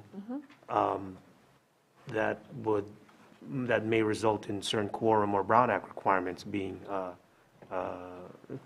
that would be prompted, essentially. So. And just for clarification on that statement you just made, you're speaking about even if they show up as a public member for input and they're not members, that would potentially also create a Brown Act situation. That's potentially, depending on what's being discussed, depending on the communications, if any. I mean, if there were no communications whatsoever and that's the role, then there would be minimal, issues would be minimal as far as the Brown Act's concerned. But if there's going to be some participation, some discussions, then you know, those considerations come into play as far as whether or not it's a discussion amongst a quorum of a committee that's taking place, whether or not it's taking place at a meeting or any other type of situation, right, or event. That's always a concern, something that needs to be looked into. And again, it may go to, yeah, it does relate to the composition itself. What is before your board today, just as a sort of a note or a side note, is that what's before your board today is the appointment of certain members that's being submitted pursuant to the applications, including, if it's made available to the public, applications that were submitted up to this morning. So if your board is potentially looking at outside of that scope, things that are outside of that scope, then that is another option for your board, is to take it back with staff, coordinate with staff, and then we could perhaps bring it back with some recommendations at a future date. So are the LPACs, these meetings, are they intended to be public? They are all strongly intended to be public. They will be posted on our agenda website. We want to maximize the public notification. It'll also be on the lakecounty2050.org website. Right. Yeah. So whether or not we appoint multiple members from a MAC, they could still attend as public members and still participate. They'd have to be cognizant of their role as appointed members of a MAC, yes. Right, but even if they're not appointed and they attended as public members and they gave contributions to the discussion, there could be a consensus formed, there could be. And the goal is not to discuss items that may come before the MAC for their recommendations. The goal is to discuss the local area plan and its various community issues. Right, but it seems process-wise that we have there is the possibility that there could be multiple members attending these meetings, whether or not we make those appointments or not. Yeah, I agree. A quick question sorry, I'm diving a little deeper and obviously getting in the weeds, so I'm going to stop after this last question. What exactly is the consensus building that the MAC could have if it just goes from the LAPAC to the Board of Supervisors? Because, yes, there might be consensus building, but what powers does the MAC have to make changes to the area plan? Because if it doesn't go back to the MAC for a decision, then they didn't consensus build for something that they're deciding on. Meaning, if everybody shows up from a MAC to provide input, but they're not members and it's not Brown Act noticed, is there really a consensus building when they don't even have the ability to make any decision based on consensus if it jumps straight from the LAPAC to the Board of Supervisors? Because the idea of consensus building is when you can come back and vote on something that you've decided behind closed doors or in an unnotified public meeting. But if they're not making any decisions because the area plan doesn't go back to the MAC. But they are, my understanding is you're going to have the LPAC meetings and then you're going to have another community meeting with the MAC at some point. I think that had come up in one of the. So far, the plan, and the MACs are welcome to provide their own input on any land use planning project. We were not intending to go back and revisit every single MAC personally, but once the draft local area plan is out for review, they're totally welcome to review it and make their recommendations as they would any other land use planning effort. The timeline for the local area plans is the draft will be reviewed to the public, and then comes the CEQA review, and then the entirety of the general plans and local area plans will go through probably the Ag Advisory Committee, or the ones that are appropriate go through them, and then Planning Commission for their recommendation, and then to the board. Mr. Guintavano, and I see Vice Chair Crandall has his pen up. If we can finish with Mr. Guintavano first.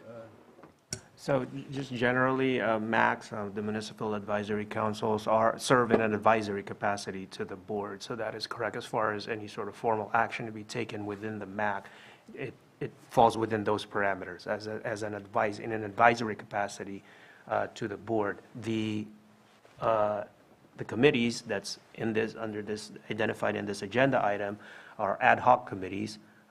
As well, and I believe, unless I'm mistaken, they also serve in effect as an advisory function in an advisory body as well, because they are an ad hoc committee. So, as far as any formal direction or formal action being taken, it falls within those parameters, whether it's a MAC or the committees that's outlined in this agenda item. I need to clarify the clarification. Does that mean that a consensus building can take place at a LAPAC meeting just by having more than a quorum of MAC members showing up and providing public input? Well, part of it would depend on the function and role of those MAC members who are present at that LAPAC meeting.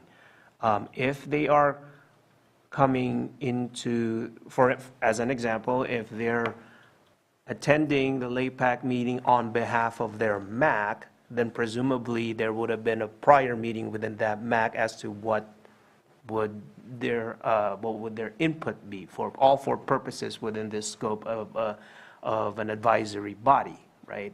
Of being an advisory body to your board as a MAC. So it goes to the function of what a consensus, the purpose and function of what this consensus building activity would be. But just the same, it is subject to that advisory role, even within this LAPAC, because it is an ad hoc committee. I'm just going to complicate this a little bit more because both the BVAC and the CAC vote town hall. It is, when they bring a recommendation to the board or any type of vote, it is not the vote of the appointed members, it is a vote of every person who lives in the planning area who is in the room. Yes, they're town hall votes. That's how it works. Vice Chair Crandall. You asked for my input, but you guys keep talking. And so I can give input on both. One, I wouldn't mind if you got to move back a week for that to get staff in line, because I still need more applications on my UL niece. They're not, I don't have, I have 7 right now. I think I just got another one, 8. But the other thing is, within the past couple weeks, about past month, there's been folks that said I turned in, but they didn't get it. And it's not anyone's fault. I think they either just didn't know how to navigate the system and whatnot, or whatever the case may be. So I would like to give them just a little more time to fill in. Not to mention, I don't have a full 9, and I don't want to submit without a full 9, and that's Upper Lake. So if you want to piggyback off of that for the discussion with staff on what you're talking about, I'm open to that. Second, when you talk about consensus building, this is one of the things discussed in the Brown Act reform when they're bringing it to the state Senate and Assembly, is they were looking at trying to allow for Zoom capability because of the fact that they're non-decision making Brown Act bodies, which means they're just recommending to all of us, to us as board, what we should do, whether or not, whatever they're discussing with legislation. It didn't get passed. I mean, they just understand that there's a situation that they're really a non-decision making body when it comes to municipal advisory committees or anything like this. And so, that's why they're looking at that reform, but obviously we know that they're struggling with the budget and all kinds of other things. And so, let's see. Yeah, no, that's basically, I just wanted to contribute that way. That's why they're looking at that reform, because I mean, what are they really consensus building for? Because really it's just a recommendation, and either or it still comes here, and it's a recommendation in which anybody can still come to public input in the decision-making area plan or whatever's on the agenda when it gets complete, and we still have the, the decision-making capability. So I just wanted to add that. That's why they're looking at that reform. So I hope that helps. I don't know if it does, but. Thank you for your comment. I think that some of the items on here could definitely use some, a little bit more time so that we can either get more applications, get these applications on the attachments for the public to be able to look at, and then to fine-tune some of the specific groups as well that we're looking to create. And before I go back to Supervisor Green, I guess I will ask, are there any in here that are ready to be identified and completed so that we can say, okay, this area plan 1 is done, these are the ones that we've appointed, that way we can cross off some of these so we don't have to bring back the entirety of it? Yep, we do have some. Okay. Cobb Mountain, Lakeport, Lower Lake, Middletown all have no changes. And it looks like maybe Shoreline, since I heard Vice Chair Crandall saying he had one? Yes, I have enough, more than enough. Okay. So we're not going to include the ones that were just received? Because I think with Riviera, we have enough if we include the ones that have been received. And I really think that we can move forward with the applications we received. I would like to get them at least on the Zoom so we can get them shared with the public at the same time. You did speak to the name, but I think moving forward, if we can on some of these, is best than to postpone the entirety of it. Good. I was just excluding ones that had come in later, so no, there are a number of other ones then. Sure, please. Thank you. And I'm going to go with Supervisor Simon, because I know we haven't heard from Supervisor Simon too much right now, and then I'll go on to Supervisor Green. Obviously, in my two, Lower Lake and the Middletown area plan, Roberta Lyons would be the only change in Lower Lake there, so she's going into the Rivieras, right? Correct. All right, so, You got another environmentalist on the list. yeah, so I was, just wanted to state that one. And then in the Middletown area, when I talked with Maria, it was ready to move forward with the names that we had on the list there. You know, I think there may be one change down the road. Not sure if I'm going to appoint Fletcher Thornton, so I need to get some more folks put together and see if I can get a couple more folks in Middletown. But besides that, as of today, that would be the only change for my two districts. Okay. And Maria, that's a decision I'm making today. I serve at the pleasure of the board. Whatever you guys want to do is fine with me. Supervisor Green. Okay, I'd like to remove the Lakeport Area Planning Council from today's agenda because we do have 3 Community Advisory Council members applying, and whatever clarity is going to come from your discussions with County Council, I'd like that to inform those appointments when it comes back. I also want to offer a solutions-oriented thing. When we did our kickoff meeting for the Lakeport Area Planning Committee, I did a full-on Brown Act agenda and brought the whole dang Scotts Valley Community Advisory Council right here to the council chambers, if only because I anticipated, even if I had 2 people that ended up on the committee, we may have other committee members, Community Advisory Council members that may want to give their input, and I certainly don't want to shut them down. So it was a little bit of a lift, and it did require relocating our meetings from their normal location. But our bylaws also require our meetings to take place in Scotts Valley, so we probably screwed that up too. But just in a solutions-oriented thing, I'm open to the concept that if multiple members of a community advisory council want to serve on these area planning councils, they can do so, but we should probably adopt a process that to anticipate not just their active participation on any such area planning committee, but also their potential participation as a public member. And I think the simplest way to get around that is just notice area plan committee meetings that may involve contributions from community advisory council members in any way, shape, or fashion. Just be noticed as meetings with a very simple one agenda item, co-meeting of the area planning council. So that's what we did with our kickoff meeting. I think it worked out well. Director Turner, I think, would agree with that. And so when we do come back next week to talk about options, one way I think to foster that inclusivity that everyone is looking at and also satisfy the tenets of the Brown Act would be, let's just notice them as CAC meetings. So. And what I would add to that is please also take part with the discussions with Director Turner and Mr. Guintavano to figure out specifically what needs to happen and what's the process for Lakeport. Because I think each one might be not slightly different, but it might have some nuances depending on the town halls that exist within. And so we said, So are we okay moving ahead, making these appointments, or? I think we're going to go one by one. If we're ready to make appointments, let's say, I think we need to look at each area plan one at a time rather than all. We're going to start with Cobb Mountain. If you are comfortable with moving forward with appointing, then I say let's move forward with that one.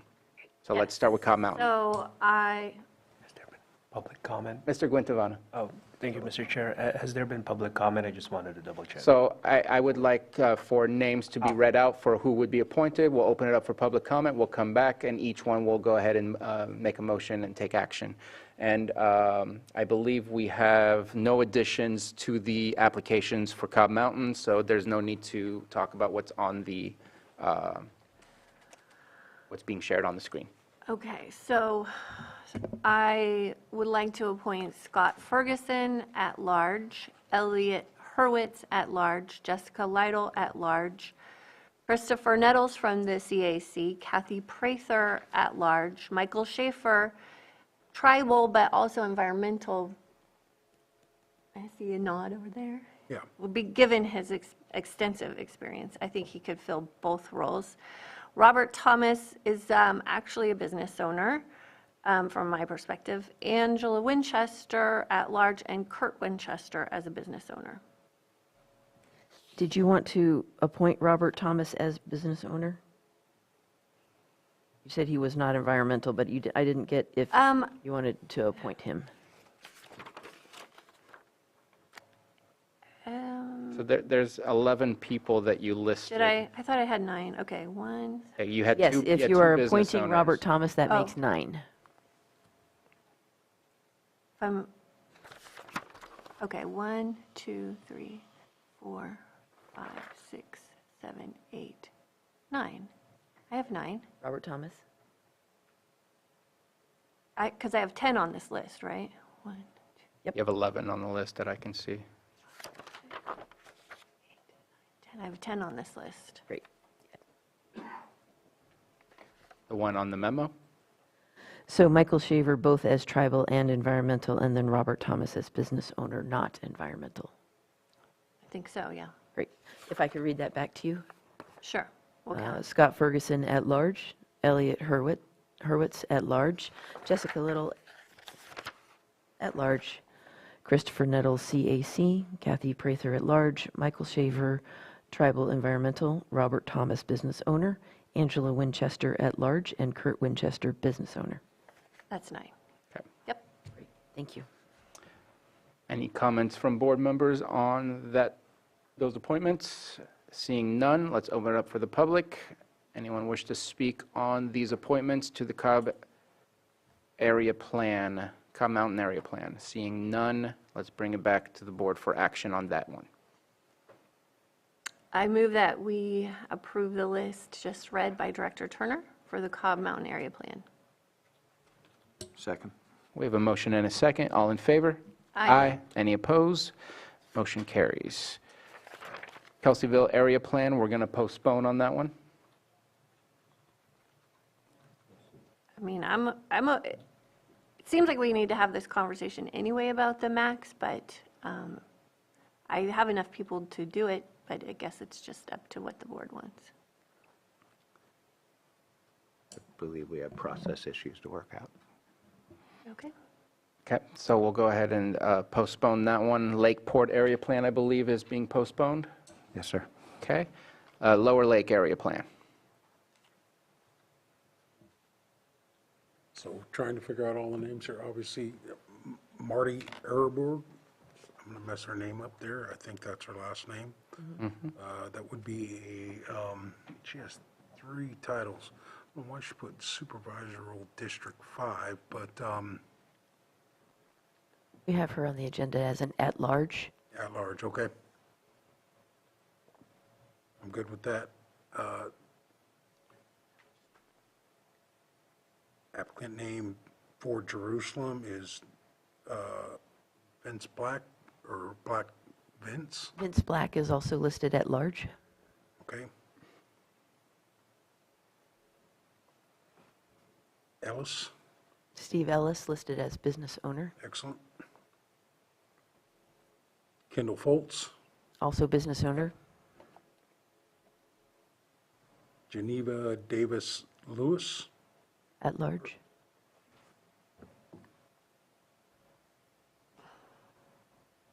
Adeline Leba, which Tribal.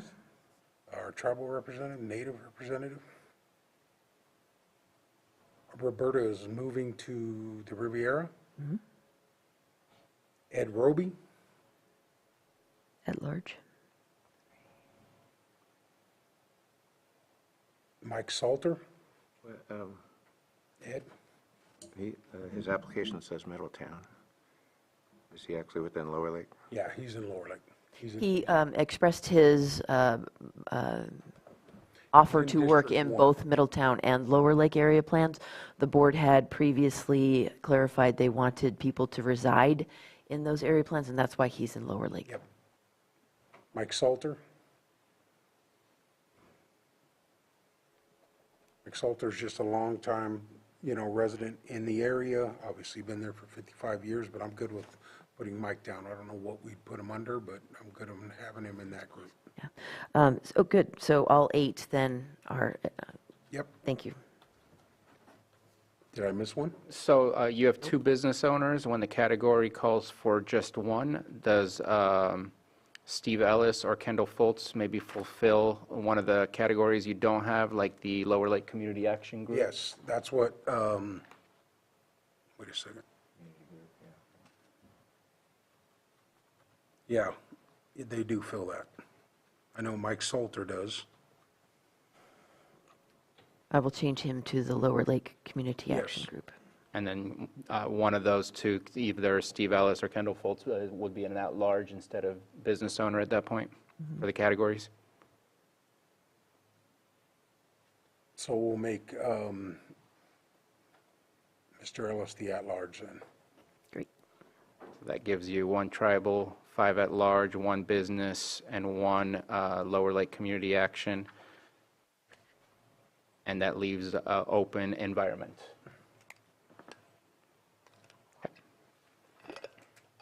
So I'd like to make those appointments. All right. Any comments on those appointments? Open it up for public. Anyone wish to comment on those appointments to the Lower Lake Area Plan? And I'll bring it back to the board for action. I'd like to move to appoint can you read back the list? Yes. Marty Ehrberg, at large. Vince Black, at large. Steve Ellis, at large. Kendall Foltz, business owner. Geneva Lewis, at large. Adeline Leba, tribal. Ed Roby, at large. And Mike Salter, Lower Lake Community Action Group. All right, so move. Second. Leave you one short? Yeah, I'm 1 short environmental. We have a motion and a second. All in favor? Aye. Any opposed? Motion carries. Moving on to the Middletown Area Plan. Larry Glupe, which will be under tribal.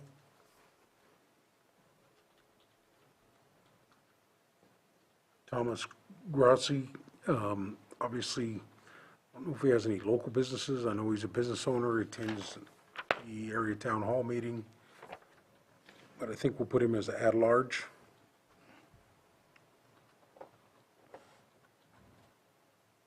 Melissa Kinsell.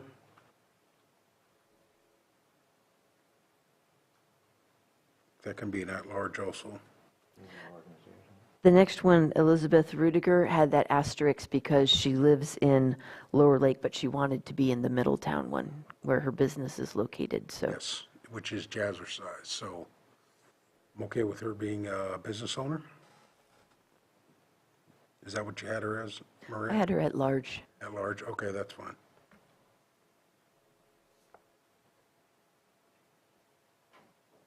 The next one I'll be moving forward with today is Zeta. Greta Zeit? Greta Zeit, At large? yeah. You had one on the next page, too, a math member, or a math representative, Bill Waite. Oh, where did I miss that? I didn't, Because the error in the putting it alphabetically is entirely my responsibility. okay. Sorry. All right, I'm good with that. Bill Waite. If we can have that read back for, Certainly. Larry Galupe, tribal representative. Thomas Grassi, at large. Melissa Kinsell, business owner. Elizabeth Rudiger, at large. Greta Zeit, at large. And Bill Waite, math representative. And Shannon Sanders. And Shannon Sanders, business owner. Yep. You now have 2 business owners, but you have room, I think, in at large. I'll go with an at-large. Okey-doke. and that leaves a environment and another at-large? Is that what it is? I think it's environmental and at-large. It leaves 1 vacant at large and 1 in environment. Okay. But I'm good to move forward with those today. Okay. Any comments, questions regarding those appointments? Open it up for the public. Anyone wish to comment on those appointments? Seeing none in the chamber, none in the Zoom room, bring it back to the board for action. Would like to move to appoint the names read out for the LAPAC that we just went over. For Lower Lake, I apologize. Middletown. Middletown. Oh, man, sorry, Middletown. Second. We have a motion and a second. We're going to get this right. All in favor? Aye. Any opposed? Motion carries. Next is Riviera Area Plan. Okay, so we have 4 HOA seats. And we have applications from Bill Grudy, April Lieferman, Richard Smith, and we got one from George Bloomfield, who has at large, but I believe he is part of the Kelseyville Riviera. Yes. And then the environmental seat by Roberta Lyons. We have two tribal. I want to appoint them both, but one of them can be at large. Benai Cromwell and Katie Ray. And then at large, David Woodall and Bonnie Darling. Does that take us to 9? Yes. Yes. To read it back for confirmation, Chair Cromwell, Tribal, Bill Grudy, HOA Buckingham, April Lieferman, HOA Kelseyville Riviera, Catherine Ray, also Tribal, Richard Smith, HOA Riviera West, David Woodall, at large, Roberta Lyons, Environmental, George Bloomfield, Kelseyville Riviera, and Bonnie Darling, at large. Okay. Any comments or questions? And let's open it up for the public. Any comments or questions? And bringing it back to the board for action. I move that we approve the list for the Riviera's area plan as read off by Director Turner. Second? We have a motion and a second. All in favor? Aye. Any opposed? Motion carries. Next is Shoreline Communities Area Plan. So I have 11 applications, and I already have, I think I could fill all 8 or 9 positions, I'm sorry. So, and just with one quick question, I know that at large there's 4, but did we agree to an ag position? The ag positions were added to Kelseyville and Lakeport on April 2nd, but if the board wants to change the categories. I just thought, well, and I can just put at large, but I know that I'm just remembering we talked about Clear Lake Oaks having some ag as well, but I mean, I can just appoint at large one of the. I think that if we wanted to change the categories, we'd have to come back for an actual change of categories. I'll just appoint at large, and we know. So. AKA agriculture. Right. So I have, for at large, I have Amanda Collins. I'm not sure which town because it's redacted, so that's also why I chose, because I'm trying to be equitable in who I choose and where they're at. Kathy Herdman from Lucerne as at-large. Angela Amaral, she's in Clear Lake Oaks, but she's at Double Eagle Ranch. Rebecca Harper is the either ag or at-large. She's in Lucerne. Business owner, I have Amanda Gonzalez, Lucerne. Surf and Earth, I have Austin Pratt from Lucerne and Maria Kahn from Clear Lake Oaks, High Valley. Environmental, I have Holly Harris, who's at Clear Lake Oaks, and I have Tribal Robert Gary, Clear Lake Oaks. To read these back, Angela Amaral, at large, Amanda Collins, at large, Robert Geary, Tribal, Rebecca Harper, at large, with ag in parentheses, Holly Harris, Environment, Kathy Herdman, at large, Maria Kahn, Eastern Regional Town Hall, Austin Pratt, Central Regional Town Hall, and Amanda Gonzalez, business owner. Any comments or questions regarding those appointments? Seeing none, open it up for the public. Anyone wish to speak on these appointments? No one in the chamber, no hands in Zoom, bringing it back to the board for action. So I motion to approve the, you'll read them off, or I can read them off if you'd like. Again? I can read them off. Or you could just say you I could approve do the list as read by Director Turner. I will approve the list for Shoreline Area Plan LAPIC as stated earlier, and the list that Community Development Director Turner has. Second. We have a motion and a second. All in favor? Aye. Any opposed? Motion carries. All right, and the last one, Upper Lake Nice Area Plan. So this one is, I'm going to see if we can next week. I know that we have, I think, 7, well, now 8 at the same time. I know that there's been some folks that have been in contact with me within the last month and whatnot, saying that they got it in, they didn't. I just think they're just having a hard time with it. But either way, I really want to make sure I have enough to rather than just to appoint. Okay. I can appreciate that. And I'm going to look, so we'll see some of these coming back. We have some additional places to fill, like, for example, in Lower Lake and Middletown, and others that we just haven't appointed yet that will come back altogether.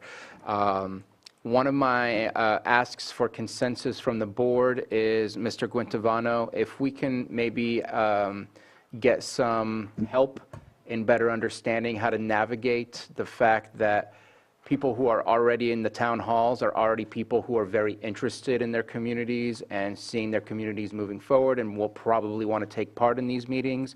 What is the process? Because we want to make sure that all voices can be heard in these area plan meetings that will occur without breaking any sort of Brown Act. What is our process? What is the easiest path of least resistance to make sure that those voices can be heard during those times? Is that a consensus from the board to get that assistance from our county council? Yes. And then the others who need to have more specific conversations, please follow up with county council and Director Turner to figure out what that process will look like, or what the formation of those area plan committees will look like. Thank Director you. Turner. If I could just request for people who are thinking about still turning in those applications, if they could do so as soon as possible. We do have a very tight turnaround time in order to get it up and ready by the posting of the agenda, so we don't encounter this after the posting of the agenda issue. But I also don't want to wait till the 6th of August, because that's our second round. That's the first week of our 2 weeks of the second round of community workshops. And so it would be great if I could already have reached out to the LAPAC appointees to let them know that this is happening, so they could join us for that as well. So, and I can appreciate that. One of my issues with that is we do not meet on the 30th. Exactly. It is our 5th Tuesday, and the 6th is when you said you plan on starting on the 6th? That's why I'm going to cash in a lot of favors with Johanna to make sure that we get everything available by the time she's posting the agenda. Okay, so if we can try and push to get all of those applications turned in by close of business on Thursday, the 18th, at the latest, that would be great, so that we can make sure to either add them to the agenda that's already posted, or make sure that it's part of the posting of the agenda when it's posted. If that's possible, that would be greatly appreciated. Just one comment. I have had a conversation with Maria for my 2 LAPACs that have been appointed, that we're prepared to move forward, and we'll fill those positions as they need to do. Don't let it slow down the process as we move forward. They're public meetings, and maybe what'll happen is the person will go to that meeting, then they want to fill it. So for my 2 districts, I'm good with moving forward. And we've got a lot of work to do here, we'll get it noticed, so I just wanted to say that. Okay, thank you very much. Supervisor Green? I wanted to offer support for your suggestion we cut off the applications at some point, but let's advertise it, right? Let's make the public aware that we're going to set a deadline for applications and enforce it, because we kind of balance the ideas of inclusivity and last-minute things, but out of a sense of fairness for the general public that's just watching it, and to ourselves. It's one thing to have a constant recruiting period and balance out the various seat categories, but you can also easily get into a perception that or member shopping if we didn't like the original set of applications. So if we're going to set a application deadline, absolutely, I support that, and I hope there's board consensus for that. But I would add to that consensus that we advertise that deadline to the community. That deadline would be tomorrow or Friday. I'm not sure I can get an advertisement out that fast. I would ask if it's possible if we could do a simple Facebook advertisement. That's an easy one to do. It does take time to make that happen. But between now and the close of business on Thursday, there's no way to truly advertise that. I'd say continue to do your own personal outreach. That's probably the best way to do it. You know who's active in the community and who you want to see in these committees. Reach out to them so that you can fill in the numbers that are currently lacking. And then just one final comment. Oh, EJ, you had yours up. Yeah, no, I just kind of want to respond to a comment made by Supervisor Green saying we would be shopping. There also is folks that have applied, but their application didn't go in and could assume the same thing that that there's, so I mean, it's a double-edged sword either way because those weren't accepted. And it's not that they were accepted or not. It's the first time we've ever did 72 or how many applications. So, I mean, it's a work in progress. And so I'm not intending to shop for anyone specific. I'm just I want to have enough to make the, I would be happy to reach out to those folks if you want to talk to me after the meeting. Okay. Thank you. Just final comment, and I have had this comment with Maria about youth. We need some youth on our group. Says we appointed a lot of names today. We're planning a community, but we don't have a lot of younger folks getting that input. So I'm going to try at least these last 3 that I got open to try and get someone a little bit younger. We're building a community for folks that we want to keep here, to stay here, and to commit to our county. And I don't see much youth on these lists, and that is not a knock on anybody. But if you're building a community, you want to have some of those younger voices. We're going to live in the community for a lot longer than we are. So anyway, I'm going to try and push for those 2 positions. Nothing on Maria. That's on me to try and find some young folks that want to be a part of this. Yeah, and that's why I'm pushing so hard for these BVAC members, because they are younger members of the community. What I saw missing were family members, coaches, people with young kids. We got a lot of applicants from older retired community members, and that is not the type of diversity that we need for this community visioning. And so that's exactly why I'm pushing for this representation. And I'm glad you mentioned diversity because I know we talked about it when we conducted like other appointments to like the Fish and Wildlife or the Fish Group. And in some of the areas, that's why I tried to cover with Shoreline specific, clearly, because both of my area plans have Upper Lake Nice, Lucerne, and Clear Lake Oaks, which Clear Lake Oaks has a vast amount of different communities as well, and same with Upper Lake, they have Blue Lakes and Saratoga Springs, things like that. And so if it's Upper Lake heavy, then Nice is shut out and vice versa. So I want to make sure I have either in either amount, or something like that. So that's also why I want to make sure I get more apps rather than just appointing, a group of folks that could just change the dynamic for their benefit, and then Nice is cut out or vice versa. Okay. I think that completes this item. If there's any clarification you need from us, please let us know. But I think that we've had a robust discussion here today. Let's go ahead and take a 10-minute break and reconvene at 11:20.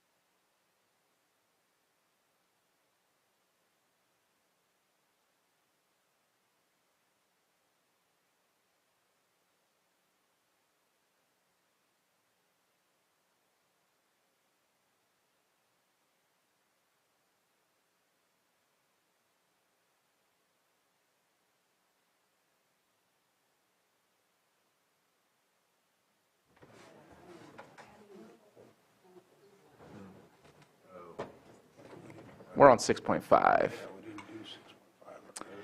All right, welcome back. Thank you. We're going to move to item 6.5, 10:15 a.m., a presentation on Lake County Behavioral Health Services, Mental Health Services, and annual update for fiscal year 24-25, and approval of modifications to the three-year plans spanning 23-24, 24-25, and 25-26. And we have our behavioral team back up.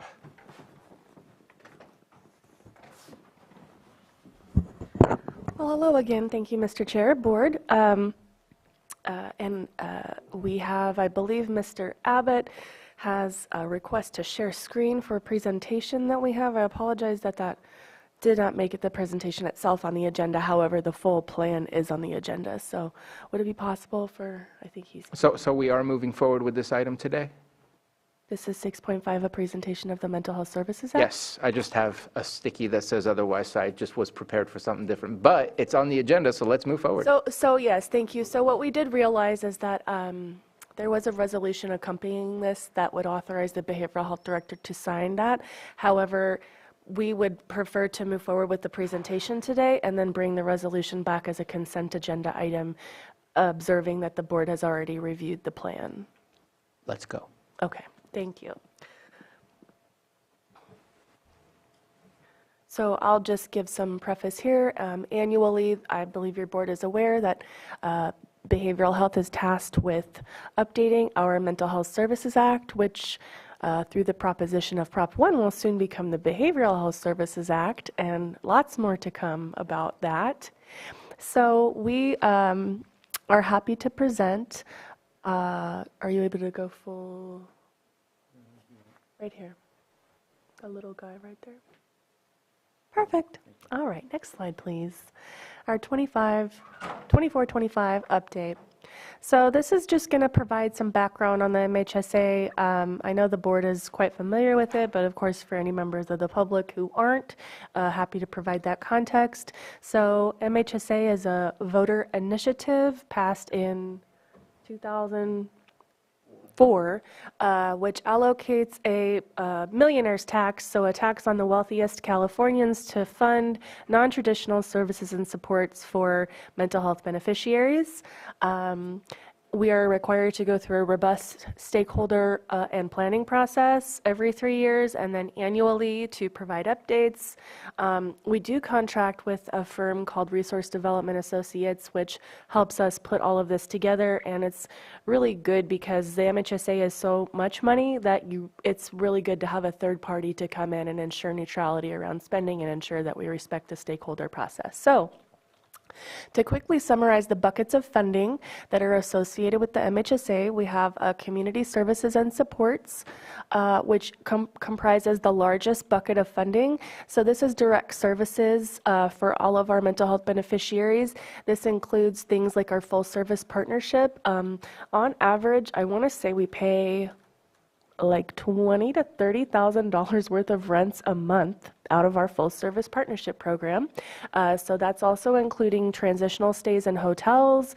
That's also including, of course, we love to move people into permanent housing, so we pay a portion of their housing to ensure stability, but the FSP motto is whatever it takes. So that's what we do. Prevention and early intervention, this is a bucket of funding that is exactly what it sounds. So this funds like staff to go into schools. We do a lot of mental health first aid trainings in the community through this funding bucket. It's also on the chopping block with Prop 1 and we can talk a lot more about that in the future, but oh, it is? Okay, great. And then innovation, so that's another one that's on the chopping block. It's a smaller bucket, but we've been able to lift programs such as analysis and evaluation of our full service partnership program to ensure standardized programming across counties. Workforce education and training is another one that's big for us, and we have a really actually robust pipeline of workforce development, I'm proud to say. We actually have a few staff who were clients and are now in positions with behavioral health, and I would really like to credit the WET with some of that work. We also have capital facilities and technology, so this is just supporting infrastructure needs, of which there are many for behavioral health. Next slide, please. Okay, so the annual update is just to look at where have we gone, where are we going, what's been done, what is still needed. And again, it's based on stakeholder input. This takes place through community meetings, through surveys, and other methodologies. And there is, I'm sure many of you, if not all of you, have attended MHSA stakeholder meetings, so you're probably familiar with what those look like and how the feedback process goes. Next slide, please. Okay, so the MHSOAC, which is the Mental Health Services Oversight and Accountability Commission, which oversees or is tasked by the Department of Healthcare Services with monitoring MHSA services for counties, updated their prevention and, or their PEI reporting requirements, so to make them more robust. So now we're required to report consumers served, demographic information, and just, you know, tighten up. And across the board, that's what you see, again, with Prop 1, which we'll talk about more, is just a tightening up of reporting requirements, which is fine. It's all good. And I think that's all we want to say about PEI. So we're really looking at that outcome data, right? What is, go ahead, Scott. It's just a special report that they now require for us to have, and so it's included within the overall plan. Thank you, Scott. All right, next slide, please. Okay, of course you can access this and all of the materials on our website. Next slide. Now, what about Prop 1? Man, so it's a modernization of the Mental Health Services Act. So again, the biggest change is retitling. What does that retitling mean? It means that people who are beneficiaries of substance use disorder treatment services are now eligible for things like full service partnership, which is incredible because, as you might imagine, not having permanent or sustainable or any kind of housing is definitely a barrier to treatment progress. And so this allows a lot more services across both sides of the house, quote unquote. And it was passed on the ballots on March 5th. All right. So there is also a bond with that that's coming out in the form of behavioral health continuum and infrastructure grants. We're definitely looking to apply for some of those bond measure grants to invest in infrastructure here in Lake County, and there's some ideas that I hope will be able to come to fruition here and we can bring before your board. So $2 billion of that is earmarked for just permanent supportive housing, similar to the Collier Avenue project. So there's a lot of opportunity here to even build brand new facilities, which is certainly our preference. We'd love to see, I think Lake County deserves beautiful, nice, brand new facilities. So that's a goal that I have personally. Let's see, we talked about it includes substance use disorder services. There is, and I don't know if it's on this, is there any talk about the exemption in the next slide? Yeah, so let's go ahead and, there's different accountability measures. So overall, they really want to see, again, more accountability to the dollars spent, which is fine. We're all for that. So expect to see more detailed outcome measures and other types of accountability measures in next iterations of our planning process as we comply with Prop 1. Okay, so this is a really key slide here that talks about how the funding allocations are going to change. So currently, 95 of the total revenue goes towards, 95% goes towards counties and 5% is reserved for state kinds of initiatives. Of the 95% that's allocated to counties, CSS takes up 76%, as we discussed, and PEI and innovation take up about a quarter of that pie, as you can see. So, yes. And I'd say of the 76%, half of that has to be spent on full service partnerships. And of the 19% that you see there for the prevention and early intervention, half of that has to be spent on youth. Thank you for that. So the proposal is to reduce the county allocation of MHSA by 5%. And so they're looking at reallocating more of the workforce stuff and funding towards the state for state control, which is an interesting proposition. I'll reserve comment at this time. But of the 90% that's now allocated to counties, you can see there's a significant redistribution of those funding buckets. So behavioral health services and supports is its own unique category, and I think that's mainly geared towards housing.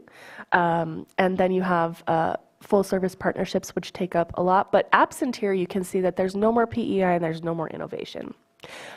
So Actually, all of our peer support centers are funded through blended MHSA funding buckets that include CSS, but also include PEI. So in absence of that PEI funding, counties are going to have to figure out, how am I going to fund these projects that had historically relied on that? So presently we have our 4 peer support centers that rely on that, and so we'll have to figure out as a county if we're unable to be granted an exemption, which we do plan to apply for, and I'll talk about that, how we're going to continue to sustain those in the absence of that PEI funding. This is the implementation timeline.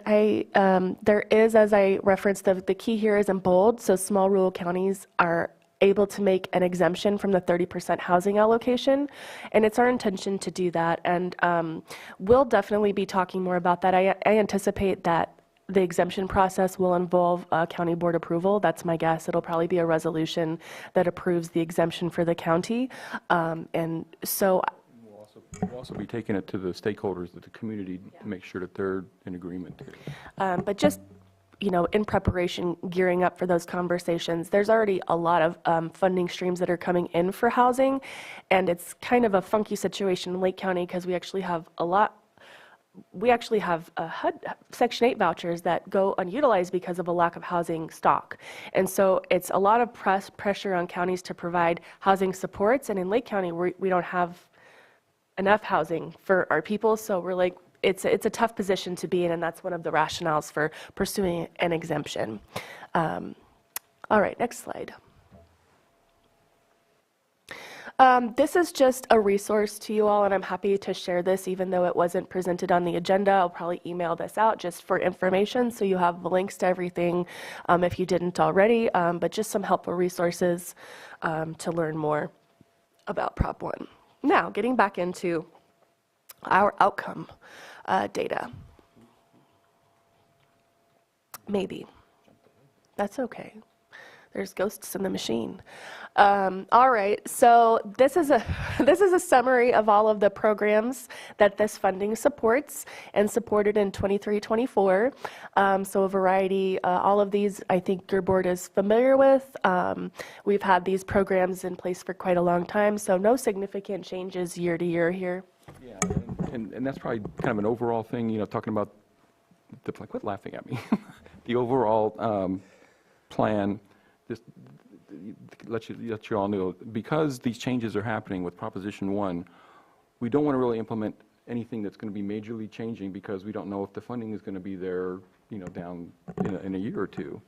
And so the idea is we don't want to make a whole lot of changes. We want to kind of keep things steady until we know more about the exemption and what's going to be, if we're going to qualify for that. And so we're trying to just be conservative. So this update, this is year 2 of a 3-year plan, is pretty conservative as far as changes. And so these are essentially what the programs that we have right now, and we're not looking at doing hardly any modification to that. Thank you for that. We are, as Mr. Abbott said, being very conservative because there are so many moving parts right now that we want to see how the dust settles. All right, next slide, please. This is demographic information about our ethnicities as they relate to receiving services. So it tells you about ages, ethnicities, and gender of the folks who receive both community services and supports programs and PEI programs. The majority were adults who were white, and that kind of matches our population. We, of course, always like to see higher penetration rates, is what they call it, in other non-white ethnicities. So our BIPOC population, we continue to focus on outreach. And so that's just demographic information, just for edification. All right, next slide, please.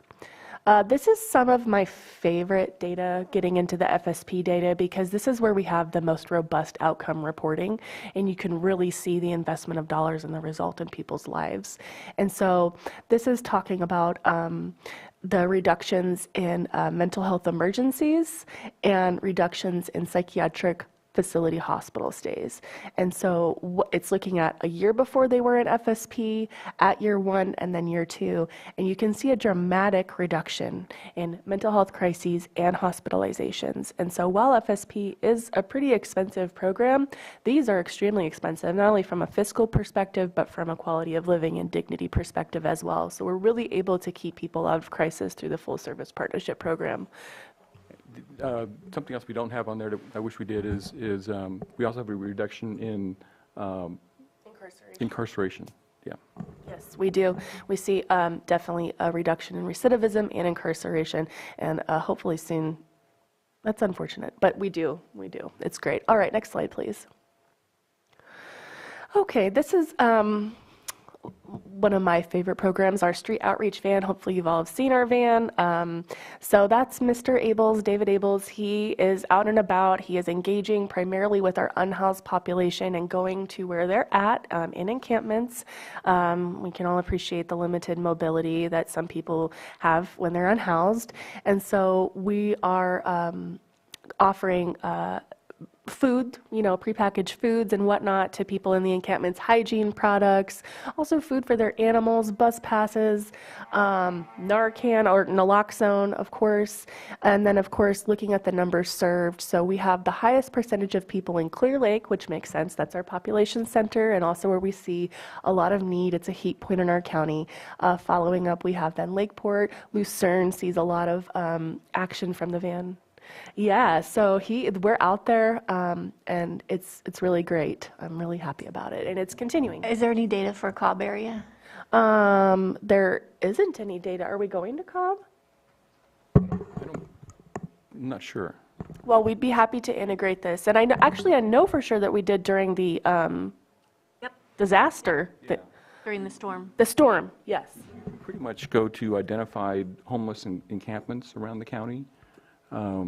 And so if there's some in Cobb, then we're going there. Yeah, and if you know of something that we don't, please let us know, because it's totally driven. It's by community feedback, where we got our ears to the ground to know where to find people. Absolutely. And I'm hopeful that the data is just inside some of those other categories, but not specifically detailing Cobb area or something along those lines. Like, I hope that data is still within the numbers that you're showing us. I don't know. Yeah, next time I'll put where the encampments are located. That might be better information than municipalities there. It could be. We'll have to think about how to conceptualize that. I almost had like a map come up in my head, but I have concerns about that. Or a zip code breakdown, maybe. Oh, that could be nice. Okay. Yeah, so we have some good ideas. Needless to say, they're out and about in our community. It is not every single day of the week, but it's Wednesdays and Thursdays that they're out doing their outreach, and it's primarily Davey, but I think he does switch off. All right, next slide, please. I have a quick question. Yes, please. About the numbers on the previous slide. Sure. Are we able to go back? So, can you explain the percentages on the left? Does that mean 100% of the people that are engaging with the street outreach are getting meals, and only 1% are getting bus passes? Like, it doesn't add up. Like, my math is misunderstanding what I'm looking at and what the numbers add up to and what they mean. I believe what that means is 100% of the people that they encounter, they do give some type of meal, a sandwich, and then 1% of the people they encounter, they'll give a bus pass. And what does the percentages afterwards on the referrals mean? Because those don't add up to 100% either, since peer support is 99%. I'm sorry, can you say that again? Which one? So meal, 100%, mental health services, 17%. What are the percentages? Is it again, the use of that referral? I think what this means is that of the 2,100 roughly people, 100 of them, or all of them, received some type of food. Of those, only 17% had so it's of the total population for each category. Okay. No, thank okay. you. And it's just separated by services is one thing, and then referrals is a different category, but the numbers represents the percentage of the 2,100. Okay. Of the total, yeah. Thank you. Good question. Thank you. Okay, outreach and engagement. Hopefully you have been able to see us out at community events. We're really trying to have a strong presence and really always build our presence in the community. So we've been able to touch around 1,000, a little over 1,000 people through all of our various tabling. We're any event, like if you know of an event and we're not there, hopefully that's not the case. We want to be at every event. So for example, farmers markets were there, school campus lunchtime events, the veterans stand down, celebrate recovery are just some examples of the events that we're tabling at. And of course, our Mental Health Matters Month is our show. So. Also the concerts in the park at Lakeport. Oh, yes, that's been a fun addition, actually. The concerts and the Friday night concerts in Lakeport. This is our second year tabling at that, which is kind of a different event, but it's really cool because a lot of the community comes out singing suicidal ideation. And so you can see that people feel much more confident that they know the warning signs of suicide, that they know how to ask if somebody's thinking about suicide from pre to post. So this is really building skills for our youth to be able to recognize those signs and symptoms and intervene enough to keep that person safe in the moment. So that's a really fun show. So, yeah. All right, we do have some, these are our key findings. I believe this is more qualitative data. It's both. Oh. Yeah, so this is our quantitative part. So this is a timeline of how we got here to where we are. So community survey, which is via SurveyMonkey, I believe. We had 2 community meetings for a total of 218 people who contributed information to this update and gave feedback about how we're doing as a plan administering the MHSA. So the largest bucket of people were behavioral health service providers, which is fine. I consider those expert stakeholders. But we had a lot of other stakeholders, a lot of family members, 20%, so that's really great to see. That's who we'd love to hear from, as well as consumers, and then a lot of folks who just chose not to be identified. So a pretty good mishmash of folks from the community to provide feedback. Oh, next slide, please. So this is where it gets into the qualitative section, and this is extremely valuable information for us. We've actually talked about this significantly in our management meetings and presented to our staff. But a lot of participants that responded did not feel that we're meeting the needs of the community. Now, it's important to note that this survey came out prior to the real hard launch of mobile crisis. And the change in access. Yes, and we made significant changes in our access process, recognizing that it wasn't as functional as it could have been. So I'm really hoping that a year from now, when we do this again, we can look and say those 2 things really made a difference in people feeling like they're getting their needs met. Mobile crisis, as you're aware, has been a huge lift, and so it's I'm grateful for that feedback. Half of the participants do feel that our peer support centers meet the needs of the community, which is great to hear. About half of the participants didn't feel like services are conveniently available and feel like it's difficult to get an appointment. That prompted us to completely reevaluate and redesign our access process to streamline, standardize, and make it the least difficult process possible. It's never painless, or there's a lot to move through in terms of eligibility for services, but we're really working hard to make sure same-day appointments is my goal, right? So you come in, and strike when the iron's hot. You're ready for services, we can capture you right there and there. So that's what we're really striving towards, is those same-day appointments, even for psychiatry. Like in my dreams, somebody comes into our clinic, they're like, I need help right now. We say, great, we swoop them up, take them back, assess them, and maybe even you can get an appointment with your psychiatrist that same week. And I think that we're heading there, and we're going to be able to get there. That's where we want to go. About half of the participants felt that our services are respectful of culture. But this was a little bit split. So as your board may be aware, cultural competence and humility is something that behavioral health as a discipline is always striving towards. We're never done. It's never an end.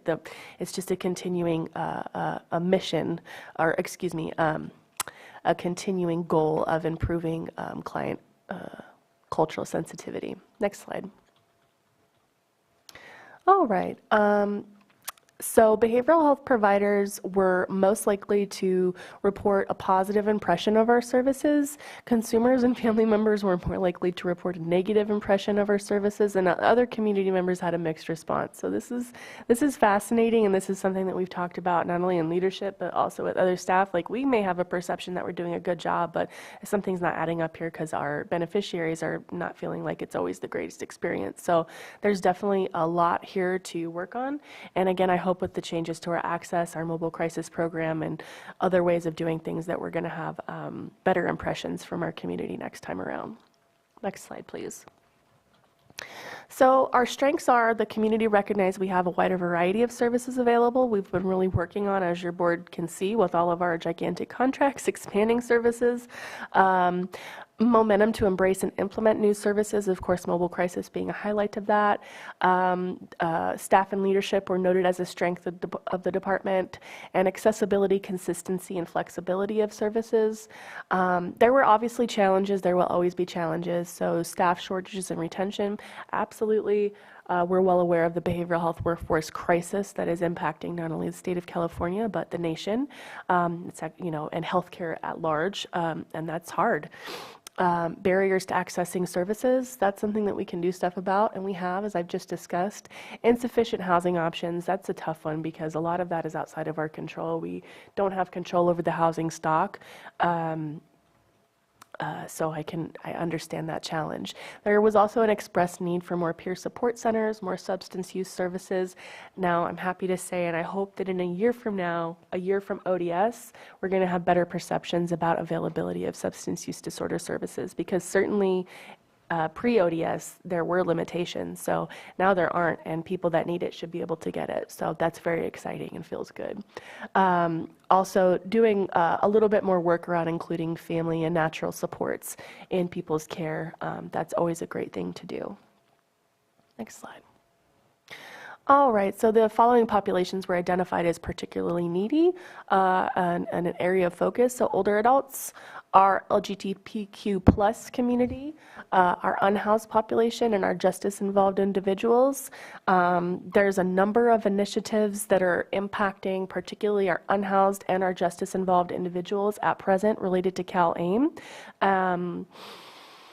And so we've actually been working very diligently with public health, the sheriff's custody side, and patrol side around better serving justice-involved individuals. Of course, the board is aware that we now co-locate a building in Lower Lake with probation, so we're really trying to wrap around our justice-involved population more effectively. So again, I'm always hopeful that next year we can say, yeah, we really tried to make some moves around these populations. All right, next slide. Obviously, myriad opportunities, so reducing barriers to access, that's actively happening right now. Increasing community awareness of services, we are always trying to, it's kind of a real mystery to me in some ways that I feel like we're present in the community, but we continue to need to be out there because not everybody still knows about our services, and that's super important. So we're going to continue to pound the pavement and be boots on the ground to tell people about our services, because if you don't know we exist, you can't get help. Supporting staff, so we're always definitely want to invest in our staff. Our staff are our greatest resource, and so making sure that our staff are well trained and supported, and of course as diverse of leadership as we can have. That's what we want to have. Improving collaboration and communication across providers and partners. That's definitely still an ongoing goal. I don't think that's ever going to cease to be a goal. I do personally see, there's still a lot of silos within healthcare, and so breaking down silos continues to be a theme for behavioral health and something we're very motivated to do. All right. So here's our proposed modifications and budget request, which is pretty minimal, actually. The items that are bolded, I believe, are being modified.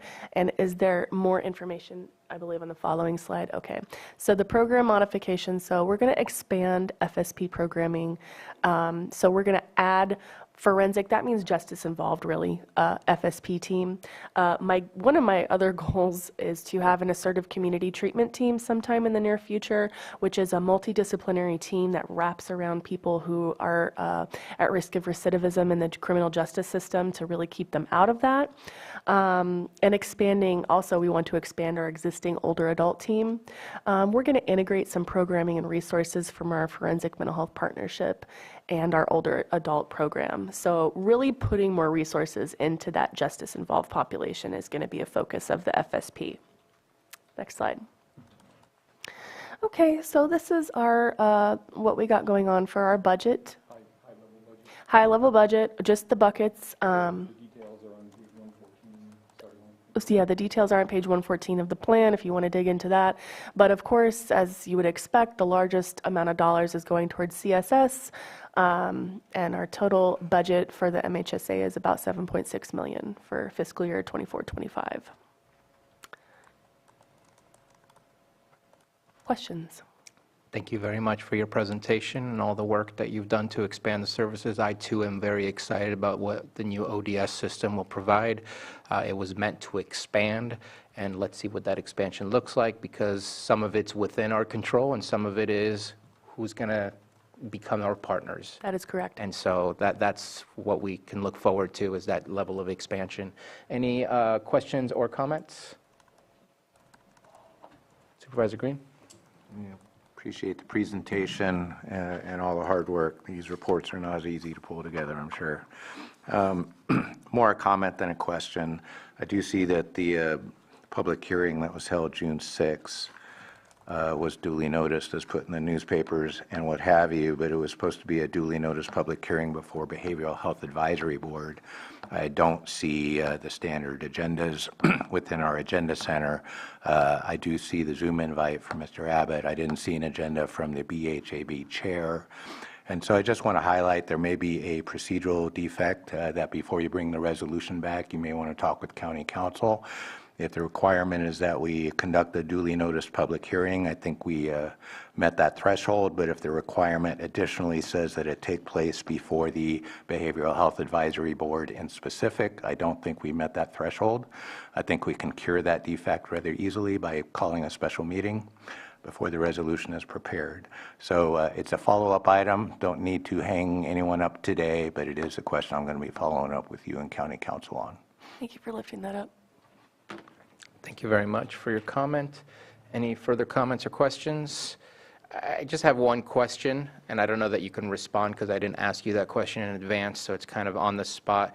But I know here one of the signature pages says, I hereby certify that for the fiscal year ending June 30th, 2023, the county/city has maintained an interest-bearing local mental health services fund. Are we seeing an interest going back into that fund? Okay, because I haven't been able to capture that and see it in real time when we talk about like our, we don't have much of a breakdown when it comes to our investment policy to show us where things are going back in, and when reviewing the budget, it kind of looks like it's somewhat flatlined, but maybe it's because we're pulling money out and interest is going back in, and so I'm not seeing those changes. But if you say yes, that's the answer I'm looking for. It's, I think it might be within the budget. If not in the budget, it's in our, it's for sure in our annual revenue and expenditure report for MHSA, which is on our website as well. Okay. I appreciate the response. Thank you for having one. That's the only comment that I have, other than thank you very much for all the good work you're doing. Difficult task, lots of, unfortunately, issues that we have to try to provide services to help people get back on their feet and get into a better, more stable environment. Never going to be easy work, but appreciate the work that you and your staff are doing. Thank you. Let's open it up for comment from the public. I see nothing in the Zoom room and no one getting up in the chambers. Thank you again, and we will see you when the resolution comes back. Thank you. And I do apologize for being so far behind on our agenda, but we are going to try to move quickly here.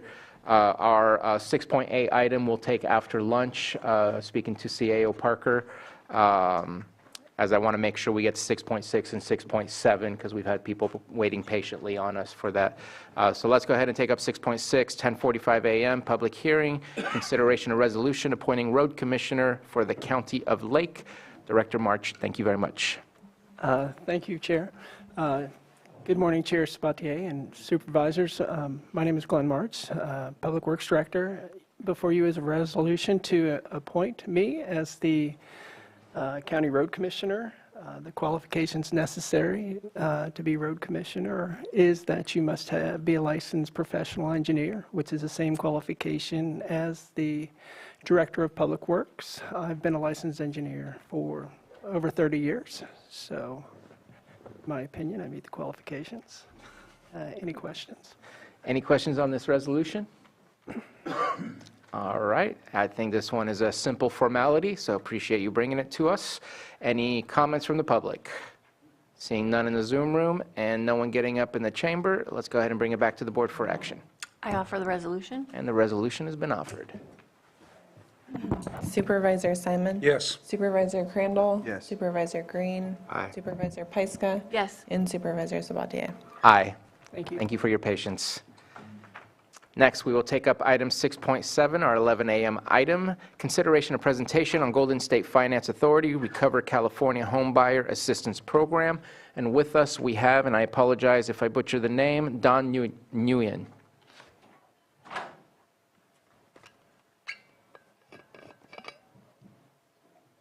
Yes, sorry about that. I was trying to unmute myself. It's actually Dan Nguyen, but no problem. I'm Dan Nguyen. I'm with Golden State Finance Authority. I want to thank you guys for giving us time today to speak a little bit about this new program we're excited to offer to the residents of Lake County. Let me go ahead and share my screen real quick here so you guys can take a look at the presentation. I believe you also have a copy of it in your packets. And there it is. We're just happy to be able to speak today, and I'll be brief as possible with respect to time. Just real quickly, this is a program that we're offering up to $350,000 to assist home buyers with purchasing a property outside of severely impacted fire areas throughout California. The program is intended to help low to moderate income households bridge that gap between what the cost of housing is versus what they can afford. This program is providing $28 million available to assist with that financing provided through the California Department of Housing and Community Development. It's being funded through a CDBG-DR grant, also known as a Community Development Block Grant for disaster recovery, specifically for fire victims. And we are proud to be the program administrator and manager for this program. Just a quick background for the audience, if you're not familiar with Golden State Finance Authority, we have been in the arena of affordable housing for the last 31 years, specifically with regards to home ownership. We are a public agency and entity, and we focus again on housing programs that assist people in financing the purchase of a property. To help with that flexibility, we are working with all loan types, including FHA, VA, USDA, and conventional financing. Outside of this product, our other programs have provided over $660 million just in down payment assistance over the last 31 years. And we've helped over 85,000 families to achieve the dream of homeownership. And even though we are providing primarily down payment assistance, we do not lose sight of the fact that our programs do work very hard to ensure that the applicants that qualify for our programs are kept in a position where they're able to afford the payments on these properties, and most importantly, able to keep those homes. So as you're probably well aware, and it's been discussed, I think, throughout this meeting, that housing is a very important issue, especially in California. We realize that the benefits of being a homeowner span far and wide. Some simple facts that homeownership improves the stability of neighborhoods. It helps the educational achievement of those people in the neighborhood. Having buy-in to a community also increases civic engagement. It improves the physical and psychological health of those in that community. And it also correlates to a crime reduction for community members. From a financial aspect, individuals that own homes on average have a significantly higher net worth than those that don't. This is from a survey in 2022 from Consumer Finance. It says that the average or the median net worth of someone that owns a home is just under $400,000, whereas a renter or someone that doesn't own a home has a median net worth of just over $10,000. And so you can see the vast gap there when it comes to comparing people that own properties and people that don't. And so that's why we think homeownership is so important. What this program is specifically looking to do is it's looking to help those that were impacted in Lake County in 2018 by the fires. The qualification for this program, aside from your standard loan qualification criteria, is pretty simple. This program is open to people that were both renters and homeowners in 2018 that were impacted by the fire. They have to be below 80% of the area median income based on their current household size and the county or the area where they're looking to buy their property. There is a qualification requirement where they lived in 18 must be considered a very high or a high fire severity zone. And to do that, there's going to be a map tool that we have available on our website to assist potential applicants with looking up that information.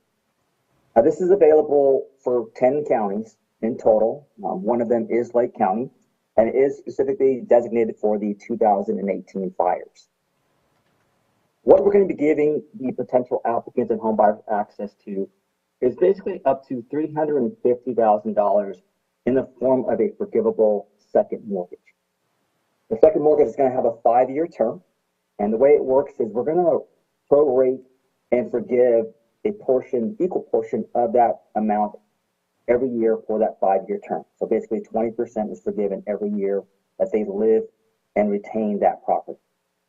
Now this second is going to be deferred, no payments, no interest, and so it's just going to sit there. And as long as they live in that property for the preceding 5 years after the loan closes, the entire amount is going to be forgiven. The purpose of the fund source is going to be to give them access to down payment, as well as closing costs, including their prepaids. And we're also going to cover the cost of homebuyer education for these potential applicants. And so our goal is to help those that qualify get into that property, hopefully with no money out of pocket. Now the process for the program, this is just a very generic, high-level overview. Basically, the way that it works is the lenders that offer our programs are listed on our site. Potential applicants can contact those lenders to get started, and they will help the borrowers and applicants determine if they are eligible for our program.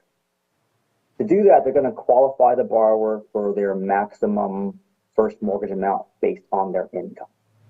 And to keep it affordable, we are making sure that that qualification of that mortgage remains between 42 and 45%. We want to make sure that the applicants have skin in the game, but they're also in a position where that monthly payment is something that they can afford. Once we get information, we can determine how much they can qualify for based on their need. And their need is pretty simple. Their need is the cost of the property, minusing the amount of loan they can qualify for, and then adding back in the cost associated with closing that loan transaction. And so again, the goal is to get them into that property with no money out of pocket. Once they know what they can qualify for, they can begin their property search. The lender will help them on, behind the scenes with everything else in terms of documentation. As part of the program requirements, we are having them take a homebuyer education course just so that they are aware of the responsibilities that come with homeownership.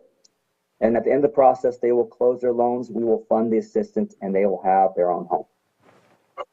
Now, to kind of give you guys a really generic and basic example of how this could potentially work, is let's say that based on your borrower's income or the applicant's income, they qualify for a first mortgage of $268,000. This program will give them access to up to $350,000 in assistance, which means that they can potentially buy a home that costs $600,000, even though they only qualify for a loan of just $268,000. With that in mind, it gives them enough money for the entire down payment required on this transaction, and it will also provide them financing and funds to cover their closing costs as well. Now, I do realize that every borrower's situation is going to be different. Hopefully, not everyone has to buy a home that costs $200,000, but it is an available option for them for this program. As I mentioned earlier, the calculation for the amount of assistance they can qualify for is pretty simple. Again, we're going to take whatever their purchase price or the value of that property is. We're going to take out the amount of the loan they qualify for as a mortgage, and then we're going to add back in their closing costs and their prepaids. Now, in the event that the potential applicant has access to liquid assets like checking, savings accounts, stocks that are over 100,000, anything over 100,000, or if they have any duplicate benefits like they got FEMA funding or they have SBA funding that still remains, that was intended for the acquisition of a replacement property, those things will be considered in reducing the amount of their potential home buyers assistance, but they are going to have, again, access to up to $350,000 per household. From a mortgage standpoint, we're not doing anything fancy or complicated. We're just providing a very basic 30-year fixed rate mortgage available in the common loan types of FHA, VA, USDA, and conventional.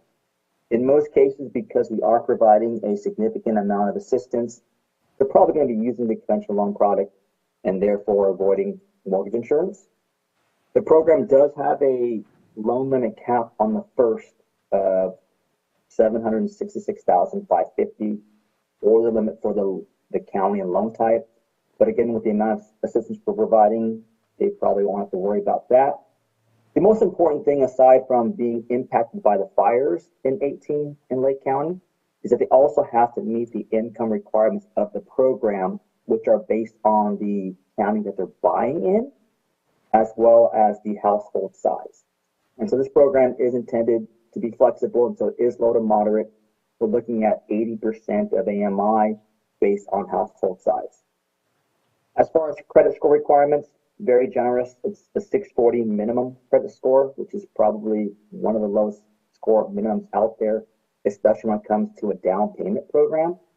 And then the ratios, again, are going to be between 42 and 45, just to ensure that the potential applicants have some skin in the game, but also are having a payment they can afford to keep and therefore keep their homes.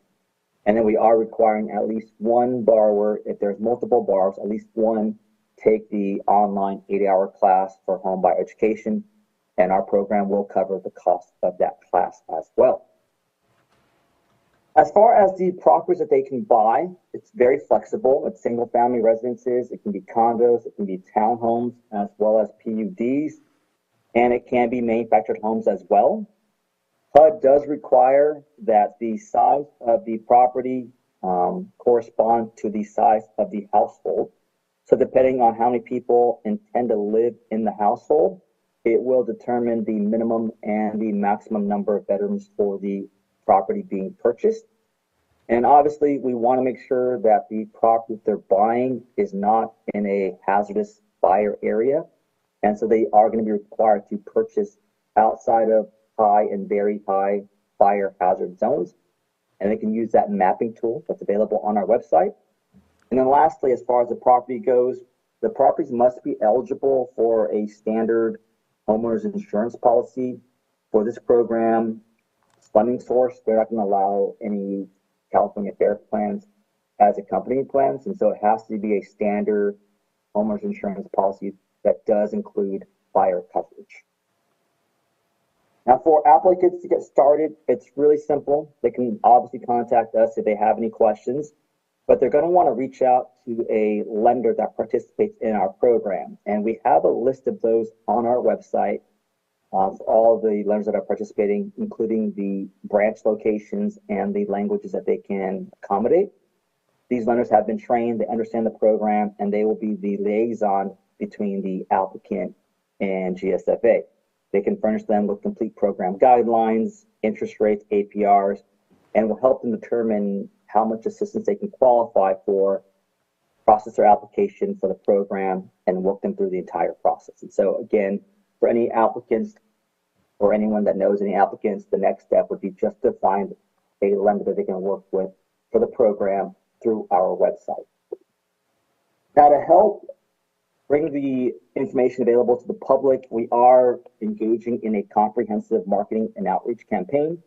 We are working with our lender and realtor partners, both online and in person, to provide training as well as information to all of the local realtor associations here in California.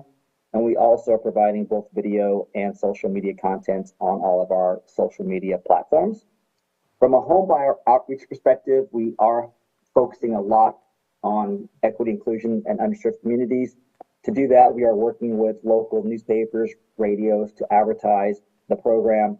We also, again, have video and social media content for borrowers as well on our platforms. And we are going to be holding public events in all of the impacted 10 targeted counties. And as available, we will be providing each of the county board supervisors more information as the events are scheduled. With that being said, we actually have an event scheduled for next week in Clear Lake. And so we are encouraging not only residents who were impacted by the fires in 18, but also anyone else that could be important in that process. That can include wildfire recovery agencies, organizations, real estate professionals, as well as members of the media to attend the event. We know that getting the information out there so that the prospective applicants are aware of the assistance available to them is going to be essential in helping more applicants qualify and take advantage of this program. With that, I'm going to go ahead and turn it back to the board in case there are any questions or comments for me. Thank you very much for your presentation, Dan. Any comments or questions? Supervisor Pyska. Yeah, thank you for this presentation. I've been hearing a lot about it. I know we do have a local lender that is working with the program. It's hard to look at this map with the high fire severity and understand that there are places in the county where people can move to. It seems like it's fairly limited. Yes, that's definitely a valid concern, and it's a concern we've brought to HCD. For us, the intent of the program is to not only help applicants with purchasing a property, but also to ensure that they're able to purchase a property where they're not going to be put in danger in the future. And so our hope is that the residents can stay in the county. We actually have, I think, one applicant right now in Lake County that's, I believe, buying in Lake County as well. But yeah, that's our hope. And so we are working as best as we can with HCD on that. And then for those that, don't qualify for this program, we do have our other assistance products that don't have as many restrictions that are available to the county residents as well. So it's the very high severity areas, high and moderate? No, sorry, Supervisor. It would be they have to buy outside of high and very high. So if you have a copy of the map. Yeah, I'm looking at it right now. Yeah, it's going to be any area that's not highlighted in pink, orange, or red. Yeah. So I was looking at the map yesterday. I don't, I'm not super familiar with the geography of Lake County, but there were some areas that are not highlighted. I just don't know if those areas actually have properties or they're in areas that are occupied. We could put this map up. Johanna, I'll just email you the link really quick so we can all take a look at it. I know I saw Big Valley was open city jurisdictions just because those are different maps. I don't know that the LRAs have been updated quite yet. I know that was being planned. I haven't seen that. And there's some shoreline areas that are also available. Yeah. Vice Chair? I'll let her finish because I think it's imperative that we talk about these areas, and then I'll go into mine. Okay. Yeah, I mean, that's just one of my concerns is, trying to figure out where people can move if they want to take advantage of this opportunity in the county. It's pretty limited. The other concern that I have is, I'm always wary of getting people into homes or properties that are beyond what they can afford outside of just taking care of their mortgage payment. So when we look at taxes and insurance, and we know a $600,000 house costs a lot more in taxes for someone that only qualifies for $278,000. And then with insurance being in constant flux, we also know that it could double, triple, or quadruple at any given year. So I'm just wondering how if there are some safeguards in this program to protect a homeowner who's gone through this program and then finds themselves 2-3 years down the road in a place where they can't afford that property anymore. That's a great question. I think the main way that we're addressing that is by putting a lower cap on this particular product than we do on any of our other programs, where we are capping their maximum mortgage they can qualify for at 45%. By doing that, it's going to lower the actual payment they have to make. Obviously, a lot of things are out of our control. As you mentioned, the cost of homeowner insurance, I'm experiencing that myself as well. But our hope is that because they're going to have access to so much equity in the property, and because we are going to be capping that ratio that they can qualify for their payment, it should provide them a very comfortable gap to be able to afford, any unforeseeable changes in their cost. Vice Chair? Sorry about that. I wasn't trying to tell you how to run the meeting. I apologize if it felt that way. I just wanted to make sure she got to emphasize. No worries. Just quickly, June, I got the flyer from the RCRC meeting, and I brought it. I know I posted it also. I only had a limited flyer, so this is going to be awesome opportunity to utilize this video. I'm going to post it on my Facebook page as well, so people could see that for the supervisor page on what we discussed here, so others will have the opportunity to understand. I too share the same concerns. We're a little worried about the red on the map and whatnot as well. But I hope some folks can take advantage of this in Lake County as well. Was really hopeful and excited when they disclosed this information that they were able to do this. Yeah. Supervisor Green? Yeah, thank you. Number one, share the concerns about what seems to be the very limited applicability of relief in this county, just given the great majority of the territories that do fall in those high and very high wildfire risk areas. And I think as Golden State Finance Authority moves forward, having some granular understanding of how this program is going to roll out county by county would be helpful to you. Also helpful to get buy-in here locally to the extent it is going to be available.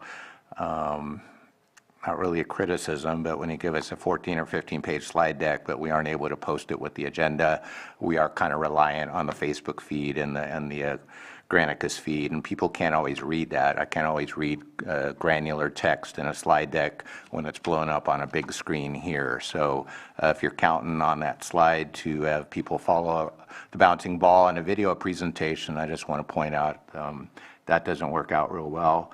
I do want to, as a secondary effort, highlight the gsfahome.org website, in which Golden State Finance Authority does have the Recover CA Homebuyer Assistance Program highlighted as a call to action on their homepage. But even the website is a little deep because we have multiple programs, and so it's not necessarily the easiest surf once you get there. So just constructive criticism on how you're doing outreach, understanding local conditions that may impact your ability to move this program forward, and that's about it.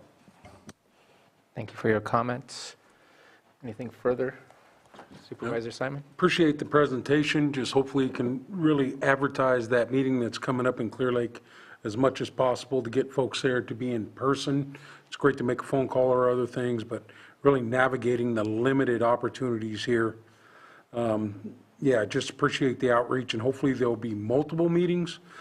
Do like to see if someone does want to take advantage of the program, they have the opportunity to do that. So thank you for the presentation today, and let's hope someone can take advantage of it here in Lake County one way or the other. We do want to keep as many folks here as possible, but if they move to another area in California that is on the maps, then obviously that's a good thing for them personally. So hopefully we can get that. And then once the program rolls out, it'd be great if we could come back and get a report maybe from you here at the board, later on in the fall, just to talk about numbers and individuals who may have gone to the meeting or attempted to go through the program, because we love to partner with GSFA in the future to just help with our housing needs here in Lake County. So real important. Thank you for that. So I do have a couple of questions. The 2018 fires, I could be wrong, but did not have a large impact in comparison to some of the other fires that we've had as far as a loss of homes. Everybody in Lake County would be eligible for this as long as they meet the financial criteria? Supervisor, they actually, on that map that was pulled up earlier, their property that they were living in during the 18 window would have to be in one of the very high and high fire severity zones. So one of the pink, orange, and red areas to qualify. Okay. And then one of my concerns was your debt to income ratios that you utilize. I believe that you said you have to be 80% of federal household income or something like that? Yes, it has to be below 80% of the area median, and then based on that income, the qualifying income for the mortgage is typically lower, and then the ratio for the qualifying income would have to be between 42 and 45%. And when you say qualify, the ratio, is that kind of like, here's my monthly payment versus what my monthly income is? Is that what that means, that term? It'd be the overall debt, not just the housing ratio, but the total debt ratio. So including all of their calculated debts into that 45% count. And I get it that we're trying to provide some assistance to those that are struggling in order to get housing. I know that my comfort zone typically, and what I've learned and read often, is right around that 30%. To use 1/3 of your income for housing, where here we're asking 42 to 45% for somebody who's making already a pretty low sum of money, meaning that what's left over for everything else is that's a difficult ratio to work with, and I would hope that we can try to reduce that ratio as much as possible while still providing the ability to get funds. I do like the idea of the forgivable loans. Your numbers are hard for me to kind of identify exactly how that would function and work within the County of Lake, because the average home price is not $600,000. So I'm trying to kind of do the mental math on where that puts us. But I know that I would hope that anybody that does approach this program gives it its due diligence and really looks at their finances and their budget in order to ensure that it will provide long-term access. If they sell their home prior to being done with their primary mortgage, they would have to pay back the up to $350,000 that they borrow. Am I correct on that? Not necessarily. Let me, if you don't mind, if I could address that first concern regarding the ratios. I just wanted to clarify, the ratio that we're looking at is the total ratio of all of their debts, not just housing. So I think in your example, you're saying 30% as housing, which I completely agree with, is a very good number for housing debt. But our 45 would also include, auto payments, bills, utilities. It's the overall debt to the borrower, not just their housing debt. As far as the repayment of the assistance itself, it's a 5-year term. So as long as they live in the property for 5 years preceding the close of the loan, the entire amount would be forgiven.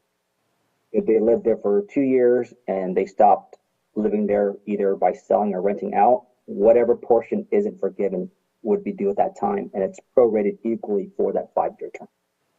Okay, so I guess I misunderstood, because I thought that loan was a secondary loan and that you'd have to pay off your primary loan prior to start seeing the decrease in the payment. So I misunderstood that part. My apologies. No worries. That's me not being an expert in that field whatsoever. Appreciate the presentation. I see we have another question from Vice Chair. Just one additional piece of information is that what was explained to me is there's a possibility of a trade-off of gaining this equity with the forgiveness loan, where in essence the amount that's paid back might not even, they might not even have to pay the amount back because of the situation. That's a plus. I know it's 8%. I agree, and I worry about that. But at the same time, there's a possibility some folks, will basically have generational wealth because of this program, and I think that's important, especially in Lake County, if possible. Absolutely. Supervisor Green. Yeah, thank you. And to the speaker, I acknowledge you did not invent the fire hazard severity zone maps. But one reason why they generate such concern when we do talk with CAL FIRE about them is apparently they get utilized in numerous other ways, including this program you're speaking about us today. I was just taking a fresh look at the fire hazard severity map in Scotts Valley in particular, which is in my district, north and west of Lakeport. And because it's not in the map, because it's part of a local responsibility area covered by Lakeport Fire, nonetheless, when we debate fire hazard versus fire risk, a good chunk of Scotts Valley would have fallen under the 2018 fire maps for the incidents. And it strikes me as incongruous that just because a good chunk of Scotts Valley escaped designation by the sole virtue of its sitting in an LRA versus an SRA, that fire risk is probably the better metric. Site-specific fire risk versus general fire hazard should be the appropriate metric for site-specific home buyer assistance. And we just had another 50-acre wildfire up in there a couple weeks ago. So I will be following this closely. If in any way this is going to start pointing people to portions of Big Valley and Scotts Valley that are on the very edges of the state responsibility area, knowing the local response agencies may or may not have adequate resources to address fires in those areas, then I think the overall goal of your program has to be examined. If you are in fact trying to relocate people to more fire-safe areas, driving them up in the Scotts Valley in this indication is not necessarily where I would point them. So just wanted to share that comment.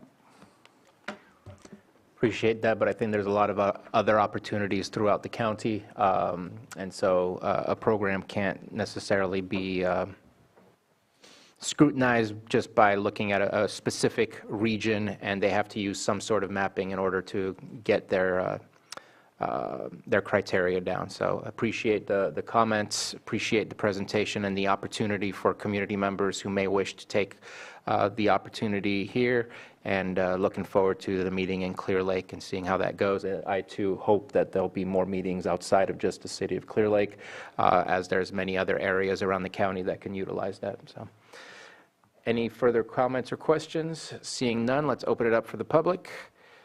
Anyone wish to speak on this item? We've scared everyone out of the room, and no hands up in the Zoom room, and we'll bring it back. And Dan, thank you very much for your presentation today, and looking forward to continued interaction. Thank you. Likewise. All right, we're going to take a lunch. We do have some timed items here, and I just want to kind of discuss that briefly.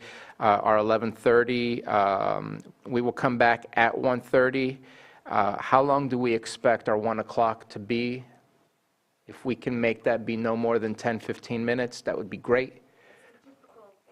That's the ask. Okay, we'll make that known when we start. So we'll come back and we'll, if you don't mind, CAO Parker, we'll start with 6.9 and move on to 6:10, and we'll see if we can take up the previous item rather than moving on to the 2 p.m. We'll see where we are with that. And so we will come back, if nobody minds, at 1:30 exactly, so we can try to catch up a little bit of where we are.